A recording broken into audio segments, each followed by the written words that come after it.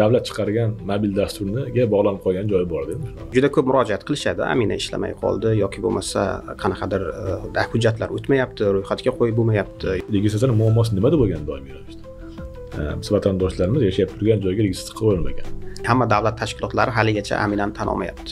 Odamlar mana davlat bergan, ba'zi bir xususiy kompaniyalar bergan imkoniyatlardan foydalanishni bilmayapti. Reyestrga tushganlarga o'zi cheklov borda, ya'ni ularga xizmat ko'rsatish ham mumkin emas.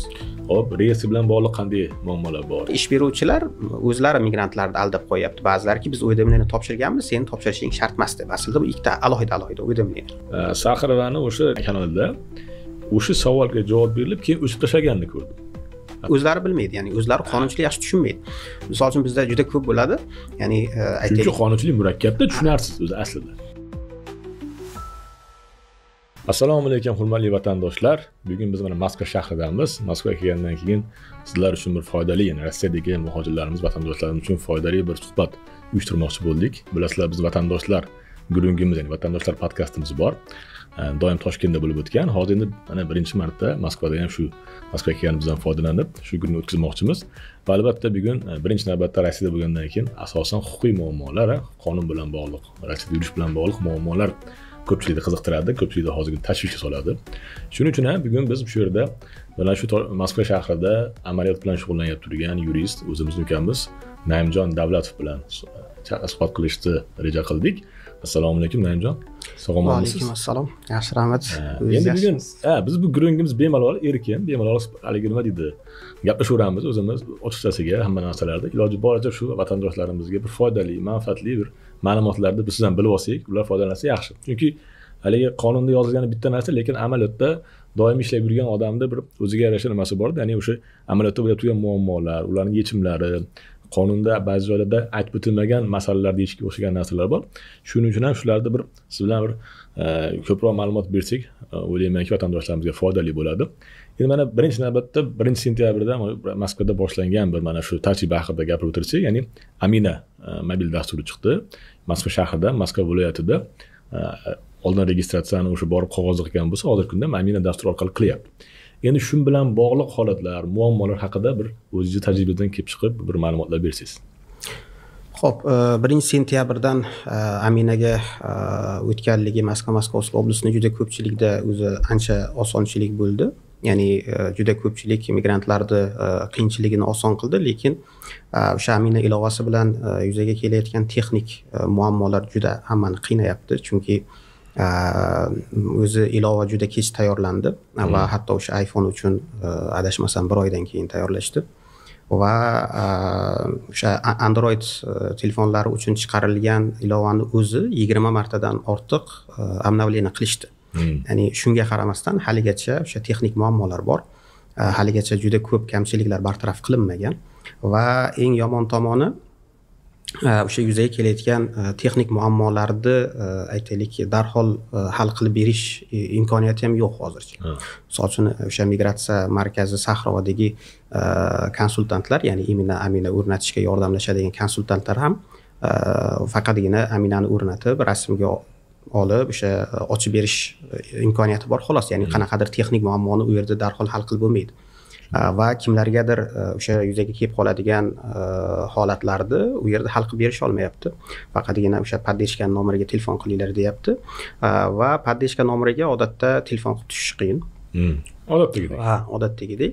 Va tushganda ham ular ham o'sha aytaylik yuzaga kelgan muammoni darhol hal qilib berish imkoniyati yo'q.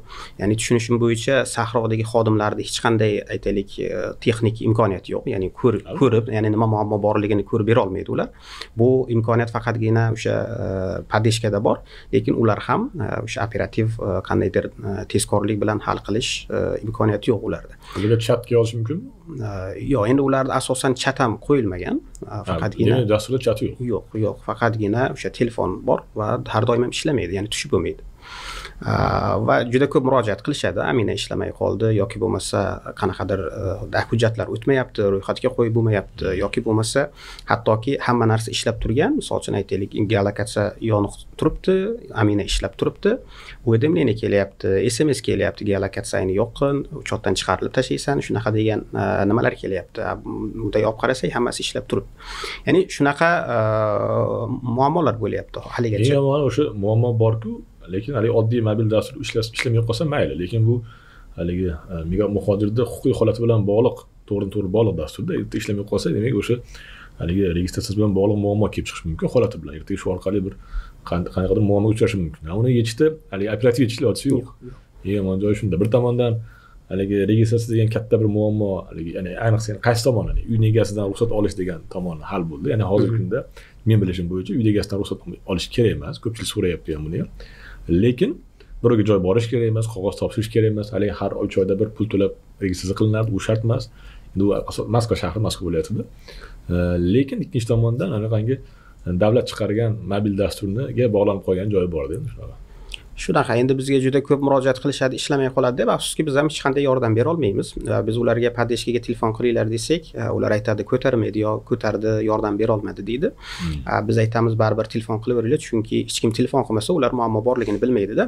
Ya'ni to migrantlar o'zi shikoyat qilmasa, boshqa kim uni tekshirib yoki nazorat qiladi? Ya'ni qanchalik ko'p telefon qilinsa baribir ular biladiki, shunchalik muammo ko'pligida va tezroq harakat qilishadi. Shuning uchun biz doim aytamizki, ko'tarsa ko'tarmasa doim telefon qilib qo'yinglar, chunki ham ertada aytaylik ko'chada ushlab olib Aminang ishlamayotgan ekan deb muammo qilishadigan bo'lsa ham, xatyabi aytaylik ozgina bo'lsa ham aytaylik ko'rsatib, telefon qilib podeshkaga tusha olmay, shunaqa holatlar bo'lgan deb, misol uchun o'zini oqlashga bir imkoniyat paydo bo'ladiki, ishlamay qoldi, podeshkaga telefon qildim, mana telefonni ko'tarishmadi yoki mana sozlab beramiz deyish, to'g'irlaymiz deyish, to'g'irlashmadi degan aytaylik bir bahona bo'ladi.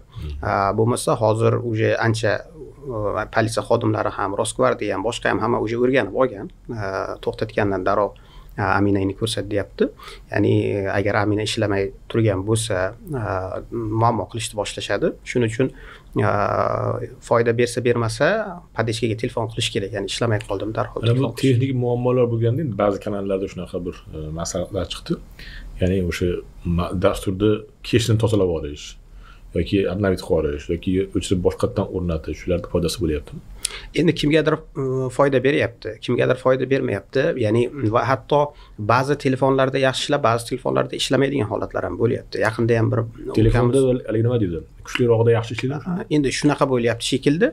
Endi bu yerda oldinroq bir telefon bir bola aytib qoldi, bitta telefonimda ochgandim ishlayvermadi, eski telefonimda ochsam u telefonimda yaxshi ishlayapti deyapti. Ya'ni qanaqadir meni tushunishim bo'yicha mana geolokatsiyaga doim dostуп beriladi-yu. Menimcha telefonlarda qanaqadir aytaylik zashtasi ishlab qoladimi? Misol uchun mana hozir ko'pchilik aytayapti, iPhone'da haligacha yaxshi ishlamaydi deyapti. Ya'ni endi o'zimni tushunishimcha iPhone'da qanaqadir qo'shimcha zashtalari bor va o'sha zashtalar geolokatsiyani doim o'sha olish imkoniyatini bermaydimi ilovaga.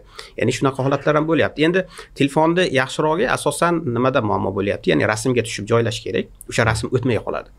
Ya'ni agar telefonning kamerasi yaxshi bo'lmasa, rasm sifatsiz chiqadi. Rasm sifatsiz chiqadi va o'sha ilova qabul qilmaydi. U faqat o'sha oldida olinadimi yoki orqadan olib turib ham qo'ysa bo'ladimi? Orqada kameraga o'tkazish imkoniyati ham bor. Ya'ni ko'pchilik hozir shunday ham qilyapti. Ya'ni telefonda oldi kamerasi bilan o'tmasa, bir yorug' joyga turib, orqa kamera bilan boshqa kishiga iltimos qilib, rasmga tushib shunaqa qilib joylashyapti. Mana men Moskvaga kelib bir narsa sezdim, ya'ni ilgari yaxshi ishlagan servislar sekinroq ishlayapti. Bir, ikkinchidan mana geolokatsiya bilan bog'liq, ya'ni karta bilan bog'liq servislar, ya'ni Yandex karta, Google karta yaxshilamayapti ekan. Muammolar sekinroq ishlayapti, bir muammolar. Balki shu bilan bog'liq, geolokatsiyani yuborishdagi shunga ham bo'lsa kerak. Endi hozirgi vaziyatdan kelib chiqib, xavfsizlik bilan bog'liq qanaqadir cheklovlar bo'lsa kerak-da shunga ishlash bunaqa servislar. Bu ham ta'sir qilib bo'lishi mumkin-da. O'zi sizlarda masalan bir nima bu endi o'zi bir nima qilsa bo'lar ekanda, ya'ni yaxshi ishlayib turgan telefon modellarini bir ro'yxatdan tuzsak bo'lar ekanda. Agar shu bilan bir muammo yechib bo'lib turgan bo'lsa, balki bir tavsiya sifatida vatandoshlarimiz shuni bersak, mana falon nimalarda yaxshi ishlayapti, tekshirildi.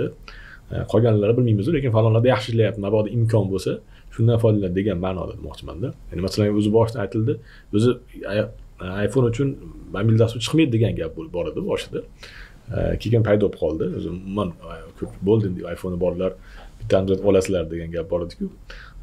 Endi shunaqa shundan bir balki shunaqa Androidda yaxshi ishlaydigan telefonlarni bir ro'yxatdan qilish kerak balki. Bir g'oya. Endi menga juda ko'p murojaat bo'lganligi uchun aynan shu Amina ishlatishda aytaylik qiyinchiliklar duch kelayotganligi, endi afsuski misol uchun men o'zim ham ishlatmayman va juda ko'p aytaylik qiyinchilikdan xabarim yo'qdi. Shuning uchun shu muammosi shunda, ya'ni siz va menga o'xshagan shu muhojirlarga bir tavsiya beradigan odamlar o'zi shaxsan foydalanmaganligi uchun biz ba'zi joylarda shu orqada qolamiz. Bevosita shundan foydalanib turgan oddiy muhojir uni bilib turadi kundalik muammo, ya'ni u tanasida sezadi. Shuning uchun bu juda muhim. Shu muammoni yechishga ozgina yordami tegadimi deb biz Telegramda chat qilganmiz. Bizni menga yozsa, men aytaman Telegram chatda yozgan bilganlar yoki misol uchun tajriba qilib qanaqadir imkoniyatdan foydalanib to'g'rilab olganlar mumkin maslahat berishadi, chunki biz bilmaymiz qanday to'g'rilash mumkin. Keyin u yerda kimdir aytadi, kimdir kech tozala, kimdir aytadi to'liq udaltib tashlab yangitdan yuklab ol. Ya'ni shunaqa narsalar, ya'ni aka-ukalarimiz o'zlari bir-biriga yordamlashishyapti chat tilida. Mana shu juda muhimda, mana shu deydi, endi ruslarda soobщество deydi. Eskidan e'tibor bergan bo'lsangiz, siz ham ko'p forumlarda, chatlarda yurardingiz.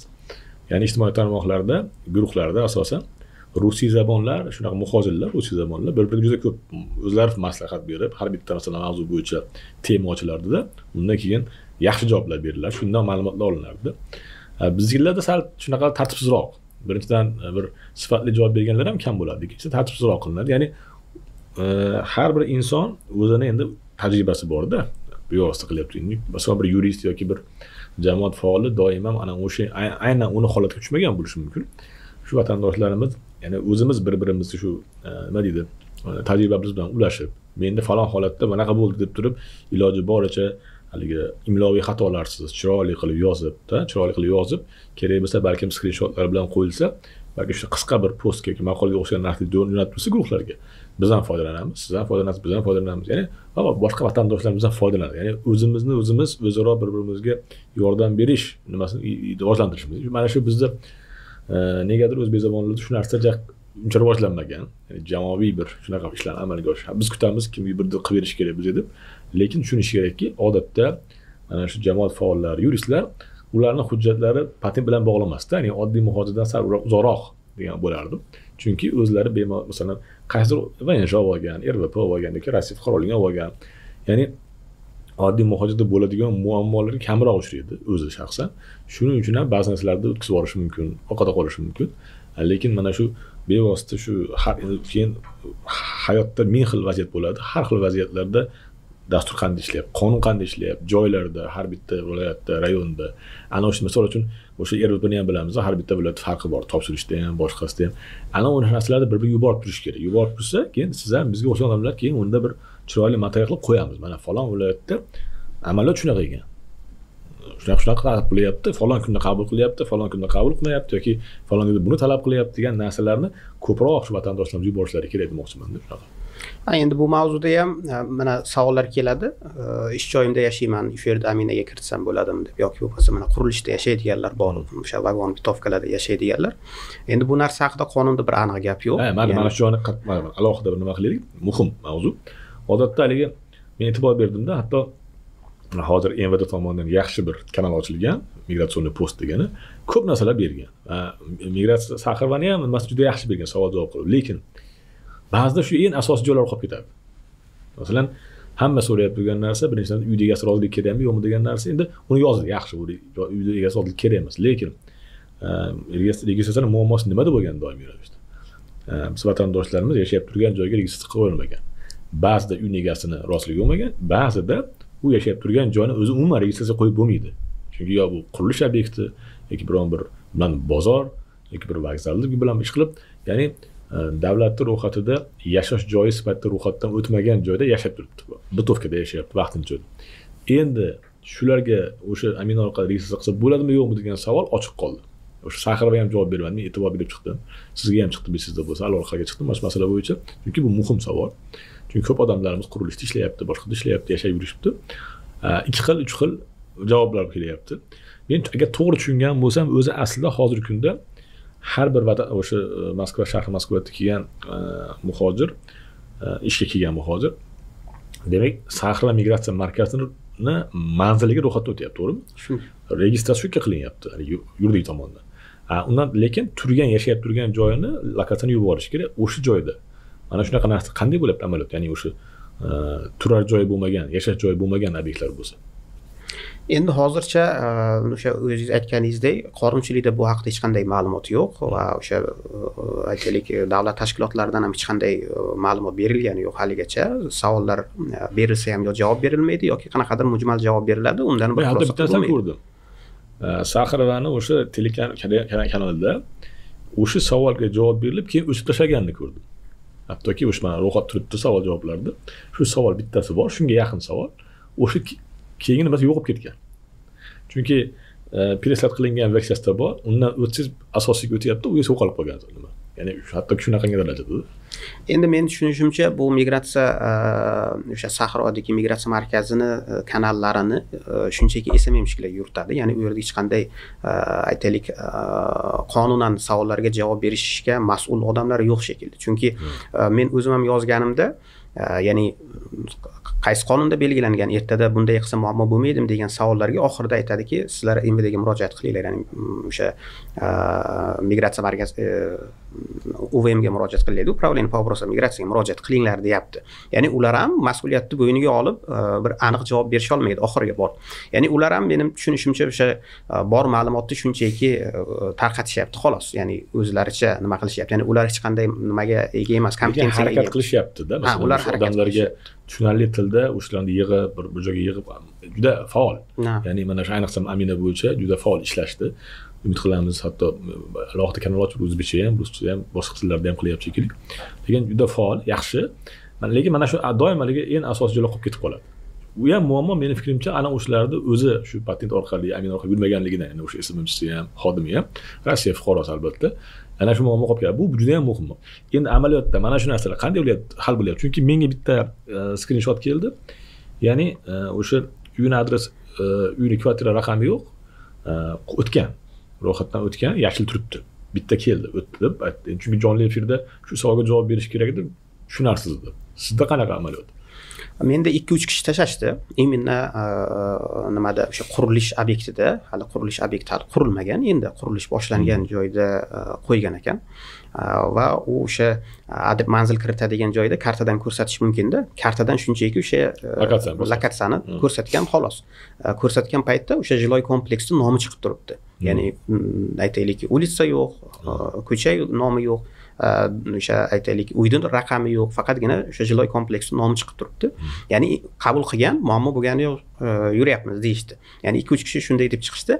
Yaqinda bir bola aytayaptiki, biz chasni domni ko'rsatganmiz, ya'ni hovli, qishloqdagi hovli uyga yashaymiz, o'sha Moskva oblastida ko'rsatganmiz. Bizga уведомление kelyaptiki, kvartira nomerini ham ko'rsatdi. Ya'ni ba'zilarda shunaqa SMS xabar yoki bo'lmasa push уведомление bor, Aminani o'ziniki, shunaqa xabarlar ham kelyapti. Endi bu qanchalik aytaylik talab yoki shunchaki ogohlantirish, u tushunarsiz, chunki uni yashaydigan joyi aynan hovli bo'lganligi uchun u yerda o'z kvartirani o'zi yo'q, lekin shunaqa уведомление kelyapti, xabar kelyapti. U odam bilan keyin nima qildi keyin odam? Hech narsa qilmadi. Keyin men so'radimda, kvartirani kirit desam, aka men joyim kvartirani o'zi yo'q-da. Kvartirani o'zi yo'q, hovli joy deyapti-da. Men unday bo'lsa, nimani kiritasan? Kelaversin. Lekin u ya'ni nima deydi? Turar joy sifatida ro'yxatdan o'tgan joy. Ha, o'tgan. Ya'ni undan o'zi aslida nimasi yo'q. Ko'proq ana muammo nimada-da, ya'ni o'sha qurilish obyektlar, ya'ni hali turar joy sifatida ro'yxatdan o'tmagan joylarda. Masalan, Butovka, Lagonda yashayapti, boshqa qilib. Ular bilan bog'liq bir ko'proq ma'lumot kerak. Endi bu haqida menda ma'lumot yo'q. Men demoqchi bo'lganim, o'sha kelayotgan уведомлениеlar ham qandaydir avtomatik nastroyka qilib qo'ygan narsami deyapman-da. Ya'ni hech kim uni tekshirib, misol uchun mana domni ko'rsatmabdi yoki mana aytaylik yashaydigan joyi qanaqa joy, kvartira nimaga ko'rsatmagan degan narsani hech kim tekshirmayapti. Shunchaki avtomatik tarzda menimcha qanaqadir уведомление nastroyka qilishadi. Soliqdimi, qayerda ham bazasidan olib turib qilardi-ku shunaqa. Nastroyka qilib qo'yadi. Misol uchun kim kvartirani ko'rsatmagan bo'lsa, уведомление borsin deb misol uchun nastroyka qilishyapti shekilli-da, hammaga уведомление ketyapti. U chasni uyga yashaydi, boshqa joydami shunaqa. Endi aynan shuni ustidan kimgadir muammo bo'lganligi hozir bizga ham ma'lum emas. Ya'ni hech kim bizga chiqqani yo'qki, aynan kvartirani ko'rsatmagan, aytaylik o'sha mana qurilish obyektida yashayapman, kelib muammo qilishdi deganini hali eshitmadik. Hay, mana shu Amina bilan bog'liq shunaqangi muammolar bo'lsa, nima har qanday muammo bo'lsa, o'sha tumandagi migratsiya bo'limiga, yani OVMga borsa bo'ladimi? Qabul qiladimi shu masala bilan? Yo'q. Hozir qabul qilmayapti hech kim. Endi o'zi OVMga tushishdi o'zi bir muammo. Yo'q, o'zi borib o'sha borganda ham qabulga yozilib kelinglar deydi. Qabul har doim qabulga navbat olib kelinglar deydi. Qabul hamma OVMga ham bo'sh joy yo'q. Bo'lsa ham bir oydan keyinga shunaqa. Ya'ni shunaqa ahvol aynan misol uchun Moskvada. Qabul gosluga orqali. Gosluga orqali navbat olamiz. Onlayn qabul. Yerga o'xshab o'zi to'g'ridan to'g'ri borib, misol uchun hali informatsiya dokumentga kirib turib, talon olib kirish yo'q. Yo'q. Endi ba'zi OVMlarga endi bilmadim, ularni o'zlarining initsiativi bo'lsa kerak, chunki Nagatinskiy edimi, qaysidir OVMga bir reyestr muammosi bo'yicha borganimda, ularda 12 dan 1 gacha o'sha jivoy ochildi deb qabul qilishayotgan ekan, lekin bu hamma OVMlarda yo'q. Ba'zi OVMlarda ko'chadan ichkari kirgan qo'ymaydi. Misol mana Adelenaga joylashgan OVMlar bor, endi Infositga joylashganlarga oldigacha borsa bo'ladi. Hatto ko'chadan ichkari kirgan qo'yishmaydi. Ya'ni shunaqa holatlar. Keyin OVM Amina bo'yicha biz hech qanday yordam bermaymiz deyapti. Endi umuman meni tushunishim bo'yicha bu Amina aytaylik ilovasi umuman o'zi MVDning nimasida emas, ixtiyorida emas. Bu ularga dushman bu. Bu to'g'ridan to'g'ri mening taxminimcha o'sha Saxrodagi migratsiya markazini bo'yniga qo'yilgan. Ya'ni migratsiya markazi men qonunda agar e'tibor bergan bo'lsangiz, qonunda alohida tashkilot aytilgan. O'sha tashkilot nima uni operator hisoblanib yozilgan. Saxir va unga nima, Saxirning adresiga qilinyapti, lekin alohida tashkilot nomi ham bor. Bir tashkilot alohida qilingan, shunga qilinganligi aytilgan va bu to'g'ridan to'g'ri haqiqatan ham MVDning nonni yarimta qilgandek gapda. Endi masalan ularga ham unaqa yoqmasa ham kerak. Masalan Moskva shahar Moskva viloyatida shuncha boshli klientdan bizni musobaqa qildi degan ma'noda. Demak, hozir faqat shu Saxirga borish kerak muammo bo'lsa. Endi aytayman, Saxrovaga ham texnik muammolarni ular hal qilib berishmayapti. Misol uchun bunga o'xshagan push o'dimlik kerak, masalan, deylik kvartirasi yo'q, shunaqa keldi. Shunga o'xshagan masala bilan borsa bo'ladimi? Yo'q. Aytaman, Saxrovadagilar misol uchun mana ba'zilar o'sha ilovani tushunmaydi, o'sha rasm joylab adresni ko'rsata olmasa, shuni qilib beryapti xolos. Ya'ni men bilan siz qila oladigan narsani qilib berishyapti. Telefonni o'rnatib beryapti. Nastroyka qilib beryapti. Tamom, ya'ni aytaman, hech qanday texnik muammoni hal qilishga ularga hech qanaqa nima yo'q. OVM Saxrovaga bor deyapti. Saxrov Padeshga telefon qilyapti. Saxrovaga borsangiz, misol uchun siz patentga bormadingiz, bunga bordingiz. Alohida navbat bormi shunga kirishga? Endi navbatni bilmadim. Boshida men o'zim bir marta borganimda o'sha ko'chada avtoturargohi bor, parkovkasi. O'sha parkovkada anaqa joy qilib, o'sha ko'chada yordamlashishayotgan edi. Boshida, chunki juda ko'pchilik birdaniga hamma bilmaydi. Keyinchalik kimdir bir-biriga o'rgatib, shuni o'rnatib ketishyapti. Ya'ni boshida shunaqa edi. Hozir qaysi ahvolda, uni men xabarim yo'q. Demak, Amina bo'yicha boshqa muammolarimiz yo'qmi? Yana bir aytsa bo'ladigan bir Amina bo'yicha muammolar aslida yana bor. Misol uchun hamma davlat tashkilotlari haligacha Aminadan xabar yo'q. Misol uchun hozir mana INEni olish muammo. Biror nalog adlenasi Aminani tan olmayapti. Bizga qog'ozli registratsiya olib kelmasang, INEni bermaymiz deyapti. Ya'ni boshqa tashkilotlarda ham ba'zilariga mana shunaqa muammolar bor. Ya'ni oldinroq yana bir bola chiqdi, o'sha haydovchilik guvohnomasi o'sha rasmiylashtirish kerak ekan. GAIga borganda aytayaptiki, qog'ozli registratsiya olib kelgin deb. Ya'ni tushunishim menga ham bittasi shu masalada. Tushunishim bo'yicha o'sha misol uchun mana nalog bo'ladimi, GAI bo'ladimi, ularda hali ham o'sha ichki reglamenti bormi, boshqa narsalari bormi? U yerda imенно mana registratsiyasining kopiyasini joylash, kerakli hujjatlar ro'yxatida haligacha o'sha registratsiya kopiyasi bor. Ular aytaylik Aminani nima qilishni bilishmayapti haligacha. Muammo aynan mana shu nalog mavzusi juda qiyin bo'lyapti. Men aytdimki, bo'lmasam o'sha balkim screenshot qilib borarsiz. Ya'ni screenshot qabul qilmasa kerak baribir. Yo'qda, ular umuman tan olmayapti bizga imенно qog'ozli registratsiya. Ularda masalan GAIda MVDning bazasiga dostuk bor-ku, ko'ra olsa bo'ladi-ku. Endi bilmadim. Endi nalogda tushunish mumkin, lekin GAI nima uchun bunday qilayotganligini men ham tushunmadim. Ish qilib mana shunaqa muammolarim bor. Ya'ni hamma davlat tashkilotlari haligacha Aminani tan olmayapti. Rasman javob bergan, отказ qilgan javob yo'q-a? Yo'q. Og'zaki shu olib keling degan narsa bor. Demak, bu masalani ham o'sha bizni masalan migratsiya agentligiga boshqa yetkazish kerak. Ya'ni bular o'sha Rossiyadagi o'zlarini bir nima deydi, hamkasblarga chiqib shu masalalarni ochib kerak. Ya'ni joylarda shunaqa muammo. Demak, soliq bilan muammo bor. Endi olish bilan bundan tashqari o'sha GIBDda muammo bor. Nimachi, deylik, banklarda yoki pensioniy fondlarni singlisi olishda boshqa paytda MFCda muammo yo'qmi? Endi ularga hozircha menga shikoyat qilishgani yo'q. O'zi endi hozir ancha o'zi o'zgarib qolishdi. Boshida politsiya xodimlari muammo qilayotgandi. Hozir registratsiya. Bizga shu darajaga ko'p nima qilishdiki, endi boshida o'sha biz juda ko'p video chiqardik Amina bo'yicha. Endi bu yangilik foydasi bo'ladi migrantlarga deb. Va hamma bizga murojaat qilishni boshlashdi. Sizlar Amina o'rnat dedilaring, biz o'rnatdik ko'chada o'sha politsiya xodimlari. Ha, politsiya xodimlari bizga muammo qilishyapti. Shunaqa nimalar bo'ldi. Biz hattoki unaqa rus tilida pamitga ham tayyorladik. Tayyorlab Telegramga joyladik. U yerda o'sha politsiya xodimiga yozilgan qaysi qonun bo'yicha eksperiment davom etyapti va aytaylik endi qog'ozli registratsiya hech kim berilmaydi va qog'ozli registratsiya talab qilish noqonuniy deb biz o'zimizcha pamitga tayyorlab ham tarqatdik o'sha Telegram kanalimizgaki yuklab olib politsiya xodimi to'xtatsa shuni ko'rsatinglar, aytaylik bu qonun bo'yicha endi qog'ozli registratsiya bizga qilib berishmaydi deb.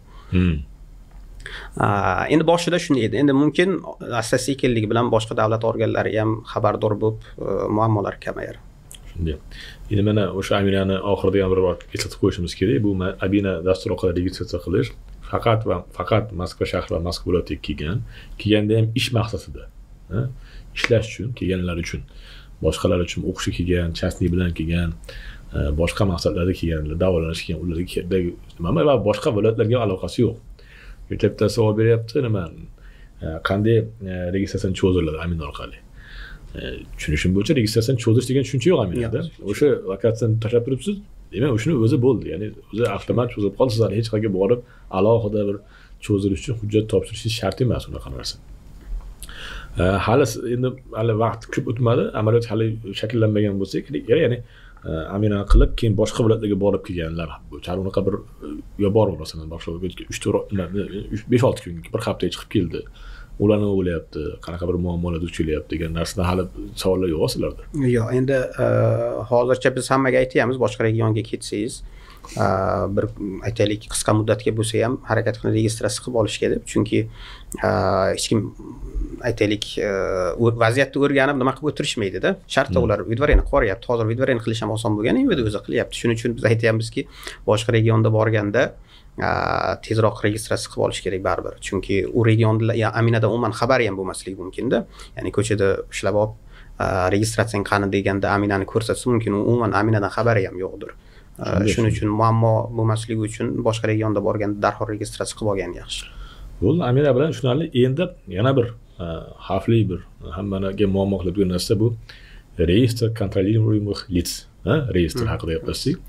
Hop, reyestr bilan bog'liq qanday muammolar bor? Kimlar tushyapti? Amaliyotda, ya'ni qonunda tushunamiz.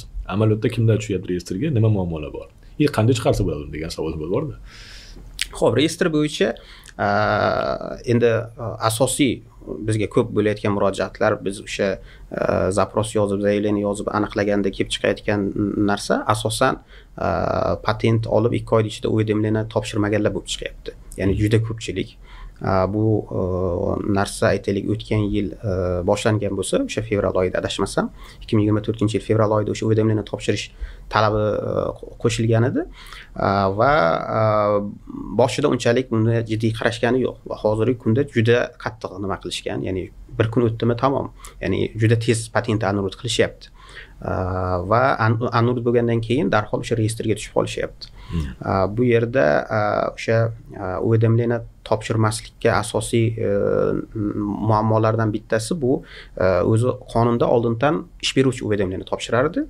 O'tgan yildan migrantlarga ham bunday majburiyat yuklandi. Endi ish beruvchidan tashqari migrant o'zi ham уведомление topshirishi kerak. Va ish beruvchilar o'zlari migrantlarni aldab qo'yapti. Ba'zilarki biz уведомление topshirganmiz, sen topshirishing shart emas deb. Aslida bu ikkita alohida уведомление. Xuddi shunday. Lekin yana bitta narsani hisobga olish kerak. Bu уведомление bo'lgan taqdirda ham o'sha mehnat shartnomasini nusxasini olib borib topish borda, o'sha patent annulyum bo'lishiga asosiy turibdi. Bu eskidan bor, albatta bu ishlamagan vaqtida. Lekin o'zi odatda qanday hol tushunishim bo'yicha turdagi birgalashib uydan topshiryapti ikkalasi, to'g'rimi? Ya'ni aytmoqchimanki, ish beruvchi topshirdim deydimi, topshirdim demadim, nima bo'lgan taqdirda ham mehnat shartnomasi bor-ku. Bu majburiyat turibdi-ku, ya'ni unga ishonib qolmaslik kerak. O'sha mehnat shartnomasiga borganingizda o'zi aytadi. Uydan topshirmaysanmi deb aytadi uni.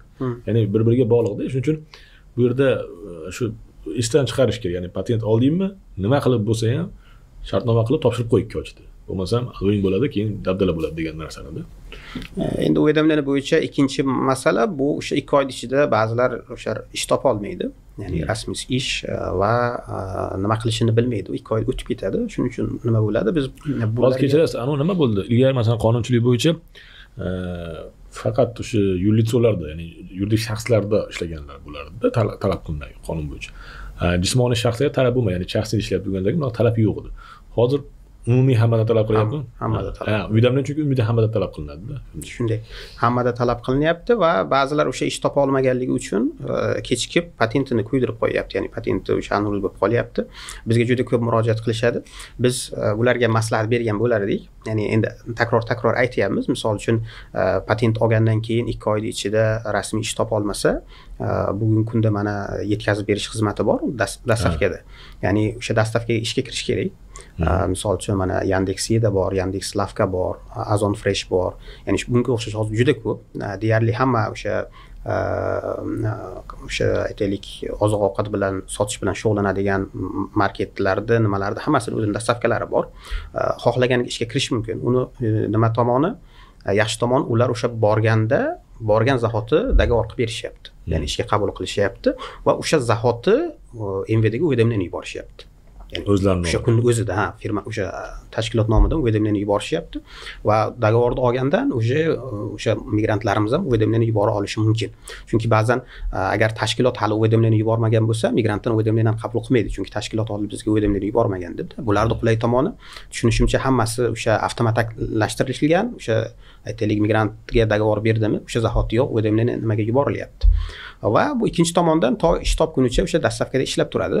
Aytaylik 4-5 so'm pul ishlaydi. U ham patentini o'sha anul bo'lishidan nima qiladi. Bu yerda yana bitta narsani aytib o'tish kerakki, o'sha dastavka xizmatiga ishga kirib dogovor olgandan keyin u dogovor o'sha joyda doim ishlash majburiyatini yuklamaydi. Ya'ni agar mabodo aytaylik boshqa ish topsa, yaxshiroq ish topsa, bemalol dastavkadan unga o'tib ketaverishi mumkin. Ya'ni ko'pchilik undan dogovor olgandan keyin men u yerda ishlashim kerak deb o'ylaydi. Ya'ni bunday nima yo'q, talab yo'q. Va eng aytaylik oson yo'li shu. Ya'ni ish topa olmadim 2 oy ichida o'sha dastavkaga kirib olib ishlab turish kerak to ish topgunicha. Shu yerda yana bir maslahatda masalan endi ko'pchilik shaxsni ishlaydi, masalan uylarda remont qiladi, kimdir sho'pirlik qiladi, boshqa qiladi. Mana bitta uy egasini yoki Rossiya fuqarosini topib turib iltimos qilish kerak, o'sha internetdan ko'chirib, ya'ni гражданский правовой договор qilib qo'yib, shuni topshirib qo'ysa bo'ldi. Ya'ni bu ish beruvchiga ham hech qanaqangi bir majburiyat yuklamaydi. Bir marta topshirib qo'ysa, mana shu 2 oy ichida xullas nima qilib bo'lsa ham siz mehnat shartnoma qilasizmi, fuqarolik huquqiy гражданский правовой договор qilasizmi, nima bo'lsa ham shuni topshirib qo'yish kerak. O'lmasi yo'q. Hozir mana bo'layotgandek dastavka bilan siz biror bir qishloqlar joyda bo'lsangiz, o'sha uyning egasiga hatto Rossiya fuqarolik bo'yicha iltimos qiling. Do'stim, shunga yordam ber, shuni internetga ko'chiramiz, topshirib qo'yaylik. Meni bo'lmasam mayda ishlashim bo'lmay qoladi degan emas. Shuni topshirib qo'yish kerak. Men shaxsan yuribman, menga shart emas degan narsalar yo'q. U ilgari edi bu narsa. Hozirgi kunda uydan hamma topshirish shart. Albatta bu qog'ozbozlik ozgina xarajat qilinadi, topshirib qo'yiladi. Misol uchun, hozir tushunishim bo'yicha o'sha migratsiya bo'limlari oldilarida ham har xil o'sha hujjatlar tayyorlashga yordam beradigan markazlar bor, xususiy odamlar bor. Pulni bersa to'ldirib chiroyli qilib beradi, topshirib qo'ysa bo'ladigan narsa. Hozir buni goslugidan yuborish imkoniyati bor. Hozir eng qulay gosluga. Endi uni ham kimdir to'ldira olish kerak. Endi oson ham yaxshiligi shundaki, mana bizga murojaat qilyapti, pochta Rossiya orqali yuborilgan nimalar ba'ziga kiritilmagan, ya'ni patent anul qilib tashlagan. Keyin buni mana yaqinda bo'lgan bir muammo, patent anul bo'lgan, reyestrga kiritilgan. U bolani qo'lida cheklar nimalar turibdi, pochta Rossiyaga olib borib, даже opus bilan topshirgan, o'sha уведомлениeni yuborgan. Ya'ni MVD уведомлениeni olgan yo olmagan, xullas bazada yo'q. Ya'ni уведомление topshirganlar haqida. Ya'ni shunaqa muammolar bo'lmasligi uchun hozirgi kunda eng yaxshi variant bu goslug. Ya'ni birinchidan MVDga u sifroy formatda boradi, uni bazaga kiritish oson tushunishimcha. Ya'ni agar qog'ozda olib borib topshirsa, u o'sha aytaylik migratsiya bo'limi xodimi uni qo'lda yozib kiritish kerak edi o'sha bazada. Goslugiga ulangan holatda tushunishimcha bir necha knopkani bosgandan keyin o'sha avtomatik tarzda hammasi joylanadi. Menimcha shu tomondan qulayroq. Ya'ni goslugadan yuborganlarda muammo yo'q. Pochta orqali yuborish aslida menda goslug orqali yuborgandan keyin u inspektorning xohishi emasda u. Xohlasa yo uni xatosi bo'lsa javob berish kerak yoki qabul qilish kerak. haligi pochta orqali biz eskidan shunaqa maslahat beramizki, mana registratsiyani ham pochta orqali qilsa bo'ladi. Ko'pchilik qilib yurgan ham. Gap shundaki, pochta orqali yuborganingizda, to'g'ri siz o'zingiz tomonidan hamma majburiyatni qildingiz, ofisingiz bor, boshqangiz bor, lekin u yoqdagi inspektor uni qo'lida o'zi konvertni ochadimi yo yo'qolib qoladimi, ochib bazaga kiritadimi degan, uni ya'ni uni xohishiga bog'liq-da. Ya'ni o'zi aslida majburiyati, lekin uni nazorat qiladigan organ yo'q. Go'suzlik orqali demaganda u nazoratda doimiy ravishda. Har qanday bilish kerakki, go'suzlik orqali O'zbekistonda mana davlat xizmatlariga MyGov orqali davlat tashkilotlariga murojaat qilganingizda ular javob berishga majbur, chunki tizim shunday qilinganki, hech qaysi murojaat javobsiz qolishi mumkin emas. Qanday bo'lsa ham javob bo'lishi kerak. Ana o'shuning uchun mana shu go'suzlikdan albatta ro'yxatdan o'tish kerak. Kelib turib hujjat qildingizmi, tezda o'sha snigslarni qilib go'suzlik o'tish, chunki go'suzlik o'zi birinchi juda ham qulay. Juda ko'p ishlarda qulay. Hatto mana ba'zida mana endi har xil sabablar bilan sudga chaqirishi mumkin, jarimalar kelib qolishi mumkin. Siz ularni bilmaysizda masalan oddiy holatda, lekin go'suzlik keladi uydamingizni, keyin ko'rib turib yo to'lab qo'yasiz yo onlayn to'lab qo'yasiz. Bor joyga borib yurish ham shart emas. Boshqa, ya'ni hayotni yengillashtiraman degan odamga davlat tomonidan shu narsa amalga oshirildi. Bu narsa bir tomondan bizning foydamizga, chunki hamma narsa, ya'ni bizni qaysidir inspektor yoki amaldor aldolmayapti-da endi hozirgi kunda. Ya'ni bizda ham nazorat paydo bo'lib qoldi. Shuning uchun ham shuni albatta ro'yxatdan o'tish kerak va foydalanish kerak. Mana bular aytgandek, o'sha bo'lamlarni boshqani hammasini go'suzlik orqali yuborish kerak. Imkoniyat bor. Hech kimga pora berish kerak emas, pul berish kerak emas. Hammasi joyida bo'ladi. Hamma ish bitadi. Shuning uchun bundan foydalanish kerak. Go'suzligida hozir birinchi sinils olib keyin qilinyapti, chunki infeksiyaga borib qilinyaptimi? To'liq ishlash uchun barmoqlar topshirilib, boshqa qilib shunday. Endi hozir o'sha go'suzligida sinils olgandan keyin agar mana bank kartalari olishadi-yu, baribir hamma. Misol uchun mana Sberbank kartasini olgan bo'lsa, sinils bilan Sberbank karta bitta pasportda olingan bo'lsa, misol uchun seriya nomerlari o'zgarmagan bo'lsa, o'sha Sberbank ilovasi orqali ham, o'sha prilojeniyasi orqali ham shaxsni tasdiqlasa bo'ladi. Tasdiqlab olsa bo'ladi. Ya'ni shunaqa yengil imkoniyatlari ham bor. Muhimi pasport ma'lumotlari ikkala bazada ham bir xil bo'lishi kerak. Sinilsi infeksiyadan olsa bo'lyapti. sinilsi. Demak, pensioner fondga alohida borish shart emas. Bo'limiga topishimiz qiyin o'zi holatlarda. Demak, infeksiyaga borib, o'sha sinilsni olsa bo'ladi. O'zi umuman olganda mana shu nima deydi, raqamli savodxonlik deyman men. Ana bizning muhojirlarimizga alohida kerak bo'lsa, men ko'p taklif berdim migratsiyaga. Hammasini aytyapsizlar, lekin mana raqamli savodxonlik haqida gap ketmayapti. Chunki odamlar mana davlat bergan, ba'zi bir xususiy kompaniyalar bergan imkoniyatlardan foydalanish bilmayapti. Hatto mana oddiy o'sha bilet olishda ham saytidan olsangiz arzonroq olasiz. Qanaqadir o'rta kashga pul berib daromad nima qilmaysiz. Undan tashqari mana O'zbekistonda ham, Rossiyada ham banklar, ham davlat tashkilotlarining saytlarida ko'p imkoniyatlar bor. Shulardan foydalanish kerak. Shulardan foydalanib olsa, birinchi o'rganib olish kerak, qiyin emas. Masalan, rus tilida ham, hatto ba'zilari o'zbek tilida ham yozyapti. O'rganib olinsa, birovga iltimos qilib yalinib yurmaysizda, o'zingiz ishingiz bitadi. Uyingizdan chiqmasdan, bir joyga bormasdan, issiqda, sovuqda, dam olish kunlari, bayram kunlarida emas, ish bitadi. Ancha foydali. Ya'ni mana shu sohaga ham ko'proq odamlar qiziqtirishimiz kerak demoqchimanki, shunaqangi hali ba'zida davlat xizmatlari rivojlanib ketyapti, odamlar qolib ketyapti orqada. Shu foydalanmasdan, ya'ni juda ko'pchilik o'zligini yaxshi bilmaydi foydalanishni. Shuning uchun albatta o'rganish kerak. Albatta bunga endi biz ham alohida shunaqa videolar qilishimiz kerak. Davlat qilyapti ham, biz ham qilamiz xudo xolasa. Lekin shunga e'tibor berish kerak demoqchiman. Ya'ni shularni o'rganishimiz kerak. O'zimiz uchun foydali bo'ladi. Reyestr bo'yicha aytmoq bo'layotgandiga gap chalg'ib ketdik. Reyestrda birinchi masala o'sha patent almurd bo'lganlar bo'lsa, ikkinchi ko'p murojaat qilayotganlar bular nimalar bo'lyapti? Ya'ni patent qilmasdan har 3 oyga chegara borib kelishga odat qilganlar. Oldin endi toq qo'liga tushib qolmaguncha yurishaverardi. Hozir chegara borib keldimi, reyestrga tushib qolyapti. Va ularga o'sha yechim yo'q, hech qanday yechim yo'q. U chiqib ketib 9 oydan keyin kelish kerak. U reyestrga tushganda birdan o'sha zapret ham qo'yaptimi ularga? 90 nima bo'lgan 91 365 buzganlarga? Yo'q, endi 90 365 ni zapret qo'yish uchun 3 oydan ko'p yurgan bo'lish kerak. Ya'ni birinchidan. Ikkinchidan chiqib ketgandan keyin qo'ya oladi-da u. Misol uchun agar chegarada 3 oy bo'lmasdan turib borib kelgan bo'lsa, ular hali zapret qo'ya olmaydi, chunki 3 oy bo'lmadi-yu. 3 oy bo'lgandan keyin chegaradan qaytib kelib bu yerda aytaylik yana yursa, bu safar chiqib ketganiga keyin zapret qo'yishadi. Chunki birinchi bu o'sha Patpunkt 12 Chaspir 27 bor-u, u bilan chiqib ketgan kundan zapret qo'yilishi kerakda o'sha qonun bo'yicha. Shuning uchun ikkinchi marta chiqib ketgandan keyin zapret qo'ya olishadi. Shuning uchun aynan bu holatda zapret qo'yishmayapti-yu, lekin reyestrga tushib qolishyapti, darhol reyestrga tushib qolishyapti va buni mana ko'pchilik mana oldin o'sha ya'ni endi oyda aytadigan bo'lsak 6 oy ichida 3 oy yurish mumkin edi. Hozir 1 yil ichida 3 oy bo'ldi. Ya'ni juda ko'pchilik bundan ham o'sha 90 kun. Juda ko'pchilik hali ham bu narsadan xabari yo'q. Ya'ni shular ham juda ko'p. Endi xabar yo'q demagan bo'lardimi, eshitish xohlamaydi odamlar boshlar. Shunaqa narsa bor. Ya'ni o'rganib qo'ygan odamlar bor. Nima qilsa bo'lsa ham patent to'lamasdan yursa degan tushuncha bor. Endi bu narsalar raqamli bo'ldi. Endi ilgariga o'xshab hali bildirmasdan yurish iloji yo'q. Hamma o'sha nazoratda iloji yo'q, ya'ni bu narsani bir nima qilishdi. Keyin reyestrga 3-chi narsa bu mana patentsiz yuradigan shaxslar, aytaylik studentlar yoki yaqin qarindoshlar orqali aytaylik registratsiya qilib yuradigan, yaqin qarindoshlarda Rossiya fuqaroligi bo'lsa yoki videnjitelstvasi bo'lsa registratsiya qilish imkoniyati bor. Shular tushib qolyapti. Nima sababdan? Endi bu sabab juda qiziq. Sabab shundaki, oldindan o'zi o'sha срок времени пребывания продления qilgan payt, ya'ni misol uchun registratsiya продления qilgan paytda migratsion kartani orqasiga pechat qo'yilardi. Ya'ni shunday talab bor edi. Shtamp qo'yilardi. Va bu talabga keyinchalik ancha yillardan buyon hech kim amal qilmadi. Ya'ni migratsiya bo'limlari pechat qo'ymasdi. Registratsiyani muhojirlar emas, inspektorlar amal qildi. Inspektorlar amal qilmay qo'ydi va eng qizig'i yaqinda mana shu talab yana qaytarishdi. Ya'ni endi talab qilishni boshlashdi. Endi talab qilishni boshlashganiku mayli, oldin o'sha shtamp qo'ydirmaganlardi.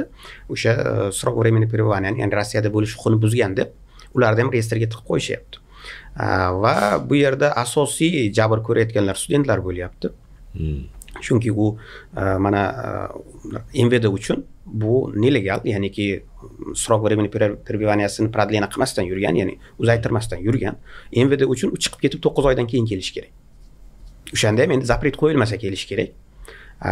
Buni boshqa hal bo'ladigan yo'lini aytishmayapti. Ya'ni bizda aybimiz degan narsa yo'q. Ya'ni ularda aytyapti chiqib ketishlaring kerak degan shunaqa muammolar bo'lyapti. Ya'ni katta mana davlat universitetlari o'zlari tashkillashtirishyapti. Ya'ni shtraf qilib bo'lsa ham yoki bo'lmasa grantsiya borib, chegaraga borib kelgandan keyin o'zlari xodotajstvo berib, отделениеga borib pechat qo'ydirishyapti, o'sha shtamp qo'ydirishyapti migratsion kartaga.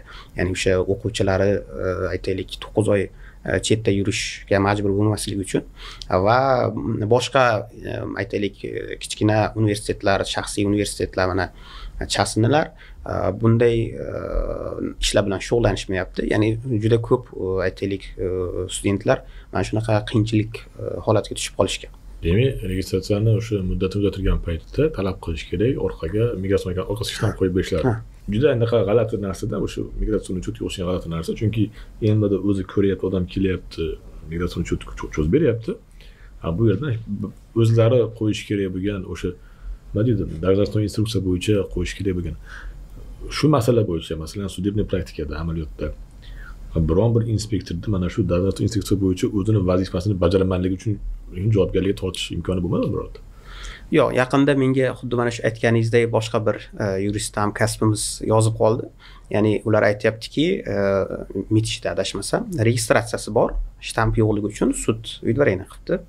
Moskva shahar sudi o'z kuchida qoldirilibdi, chunki nima yo'q deyapti. Ilgari sudlar ham bunga e'tibor bermasdi. E'tibor bermasdi. Ba'zida. Aytaman, oxirgi paytlarda bunga juda qattiq yopishib olishdi. Keyin boshqa bir advokat aytayapti-da, advokat aytayaptiki, biz zapros yozdik Moskvaning o'sha rayonni OVMga, ular aytayaptiki, biz uni срок времени пребывания продление qilganmiz deyapti. Ya'ni qilganmiz deyapti, lekin migratsion kartani orqasida nima yo'q. Aytaylik, shtamp qo'yilmagan. Keyin bular tushunishimcha kassatsiya sudida ham yutqizishgan, Verxovniy sudiga nima qilishgan, o'sha shikoyat topshirishgan. Verxovniy sud nima uchundir rayonni OVMga emas, Moskva UVMga, ya'ni upravleniyaga, Moskva shahri bo'yicha upravleniyaga zapros yuborgan. Upravleniya aytayapti-ku, продление qilinmagan deyapti. Keyin Verxovniy sud отказ qilyapti. Keyin bu advokat hozir nimani, upravleniyani Verxovniy sudiga yolg'on ma'lumot berganligi uchun sudga bergan.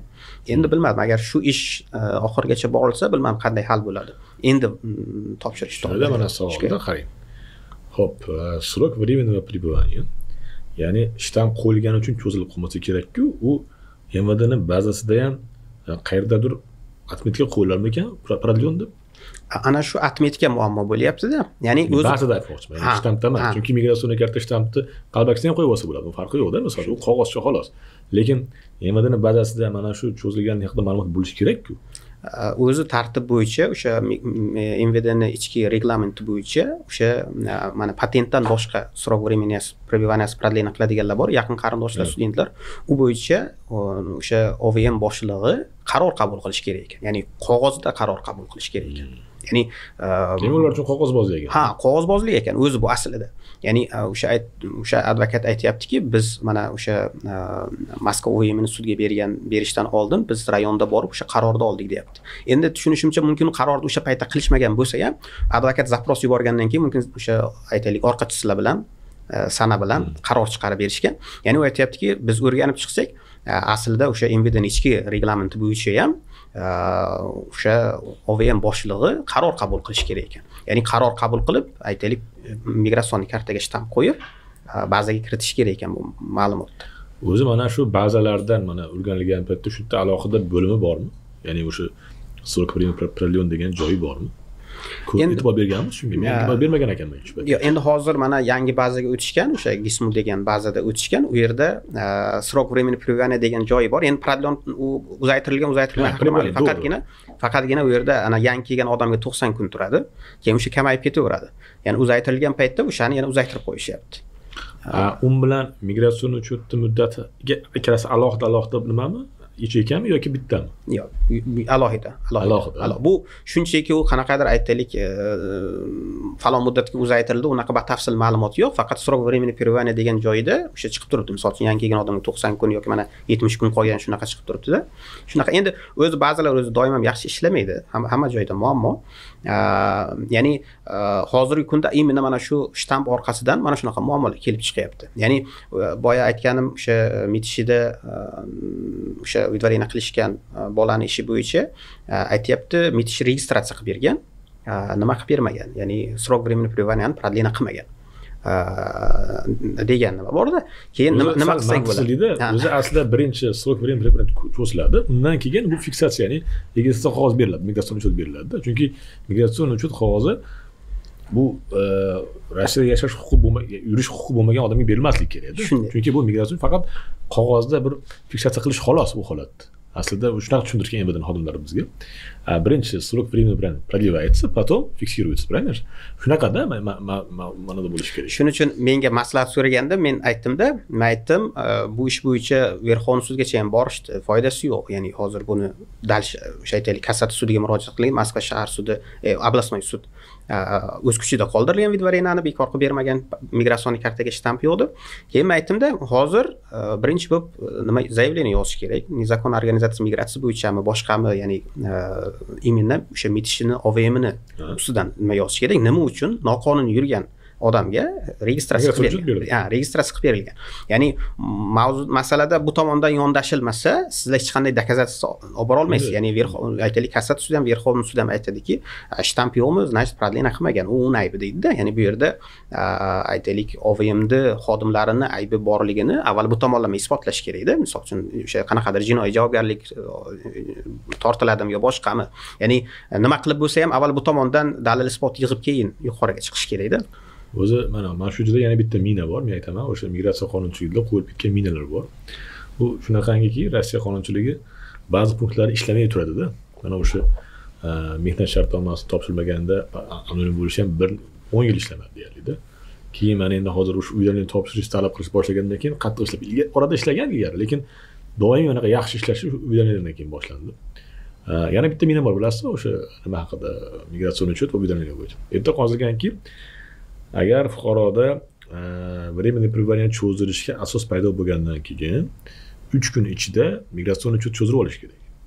Ya'ni aytishyaptiki, mana patent to'lading, bizga patent cho'zib qoladi-yu. To'lagandan keyin. Lekin registratsiya cho'zish kerak. Masalan, patentingiz bor, hali bir muddati bor. Siz bugun 6 oyga to'lab qo'ydingiz oldindan.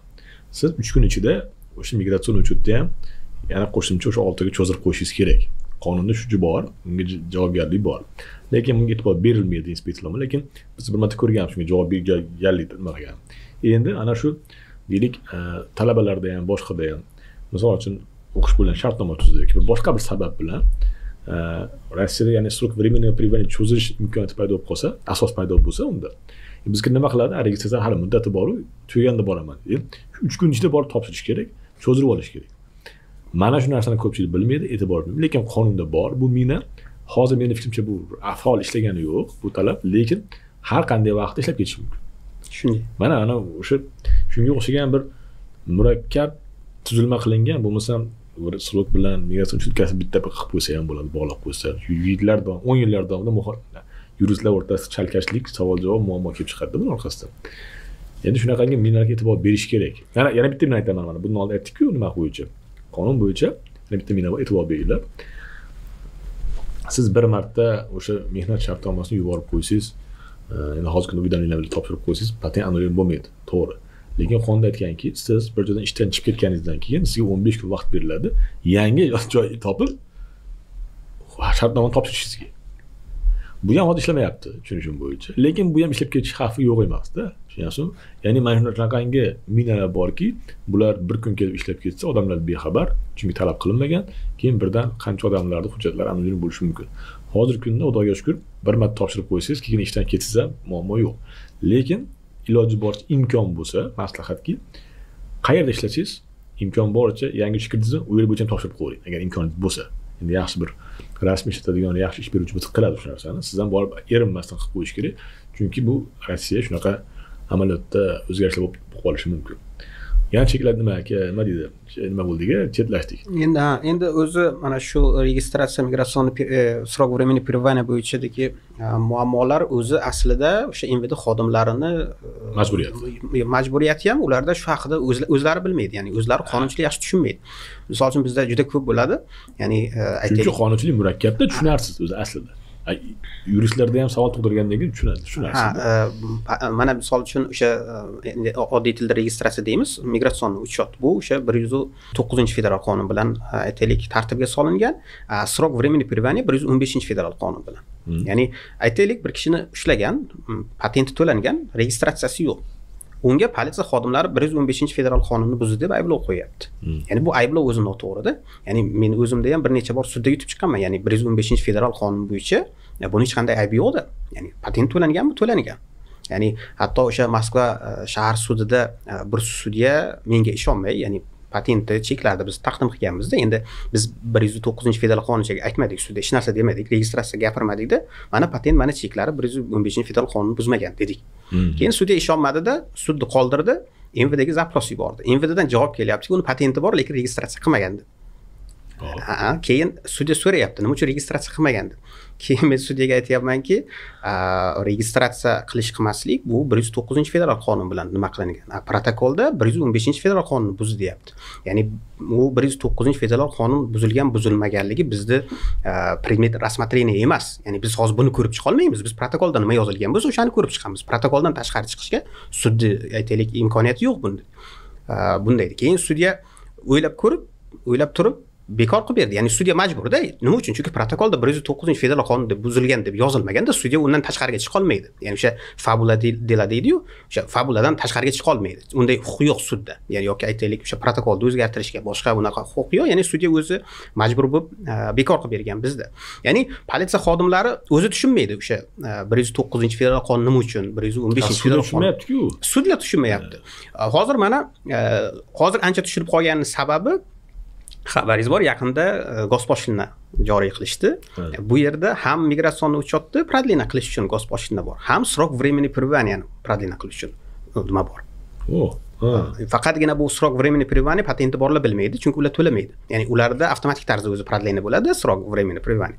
Hozir agar aytaylik mana student bo'lsa, ham registratsiya uchun 500 rubl Госпошлина to'laydi, ham mana o'sha migratsion kartani orqasiga pechat bostirgan paytda aytaylik 500 rubl to'layapti.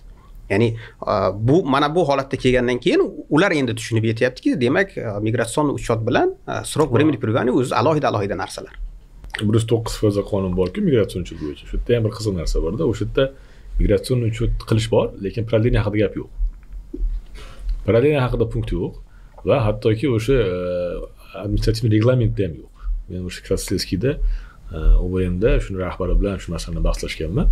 Ya'ni qani desiz, talab qilyapti. Men o'zi aslida proдление kelganman migratsiya uchun. U aytayaptiki falon narsa bo'lishi. Aytdim, bu falon narsa hujjat bo'lishligi qayerda yozilgan? Men ko'rsating desam, olib chiqib turib o'sha nimani reglamentni berib ketdi. Qani bu yerda desam, yo'q. Halida shunga o'xshagan muammoda, ya'ni o'zi shuning uchun ham proдление bo'yicha ko'p haligi muammo bo'lganda. Hop, endi yana chetlab ketmaylik, reyestr yana nimada? Demak, reyestr bo'yicha asosiy muammolar o'zi shu. Endi bundan tashqari oxirgi paytlarda juda aktiv zapret qo'yishyapti. Misol uchun zapret qo'yib turing, reyestr masalasi. Yo'q, endi o'sha zapretga reyestrga tushish sababi o'zi zapret bo'lyapti-da.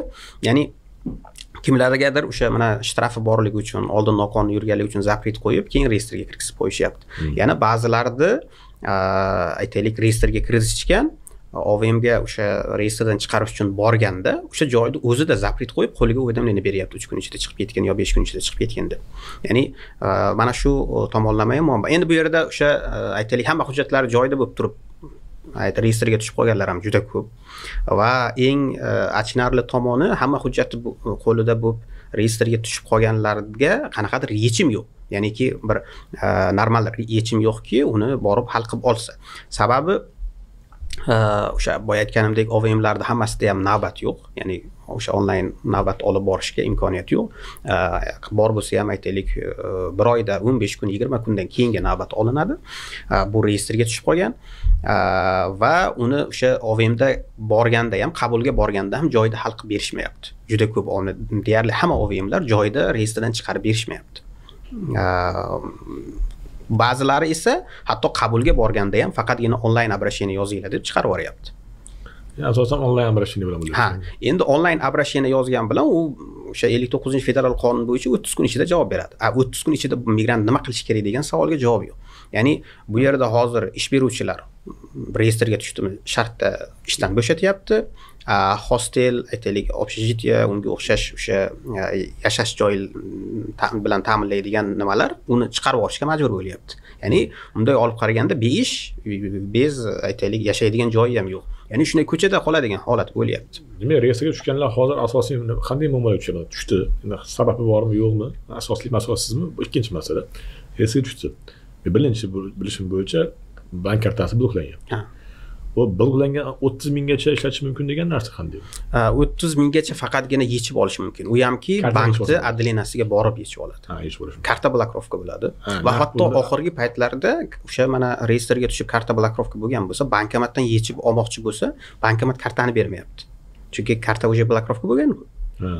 Kecha ham bir bola nima qilib qoldi, kartani tiqib pul olaman desam, endi 30 ming olish mumkin deb o'ylagan o'zicha, kartani tiqsam kartani qaytarib bermayapti. Faqatgina bank bo'limiga borib 30 minggacha olish shotdan pul yechadi. Pul yechib oladi. Bu birinchisi. Yana nima muammo? Mana o'sha hostellar bilan ish beruvchilar bilan hostellarga chiqib yuboryapti. Ish beruvchilar mehnat shartnomasini bekor qilib yuboryapti, ishdan haydab yuboryapti. Yana nima?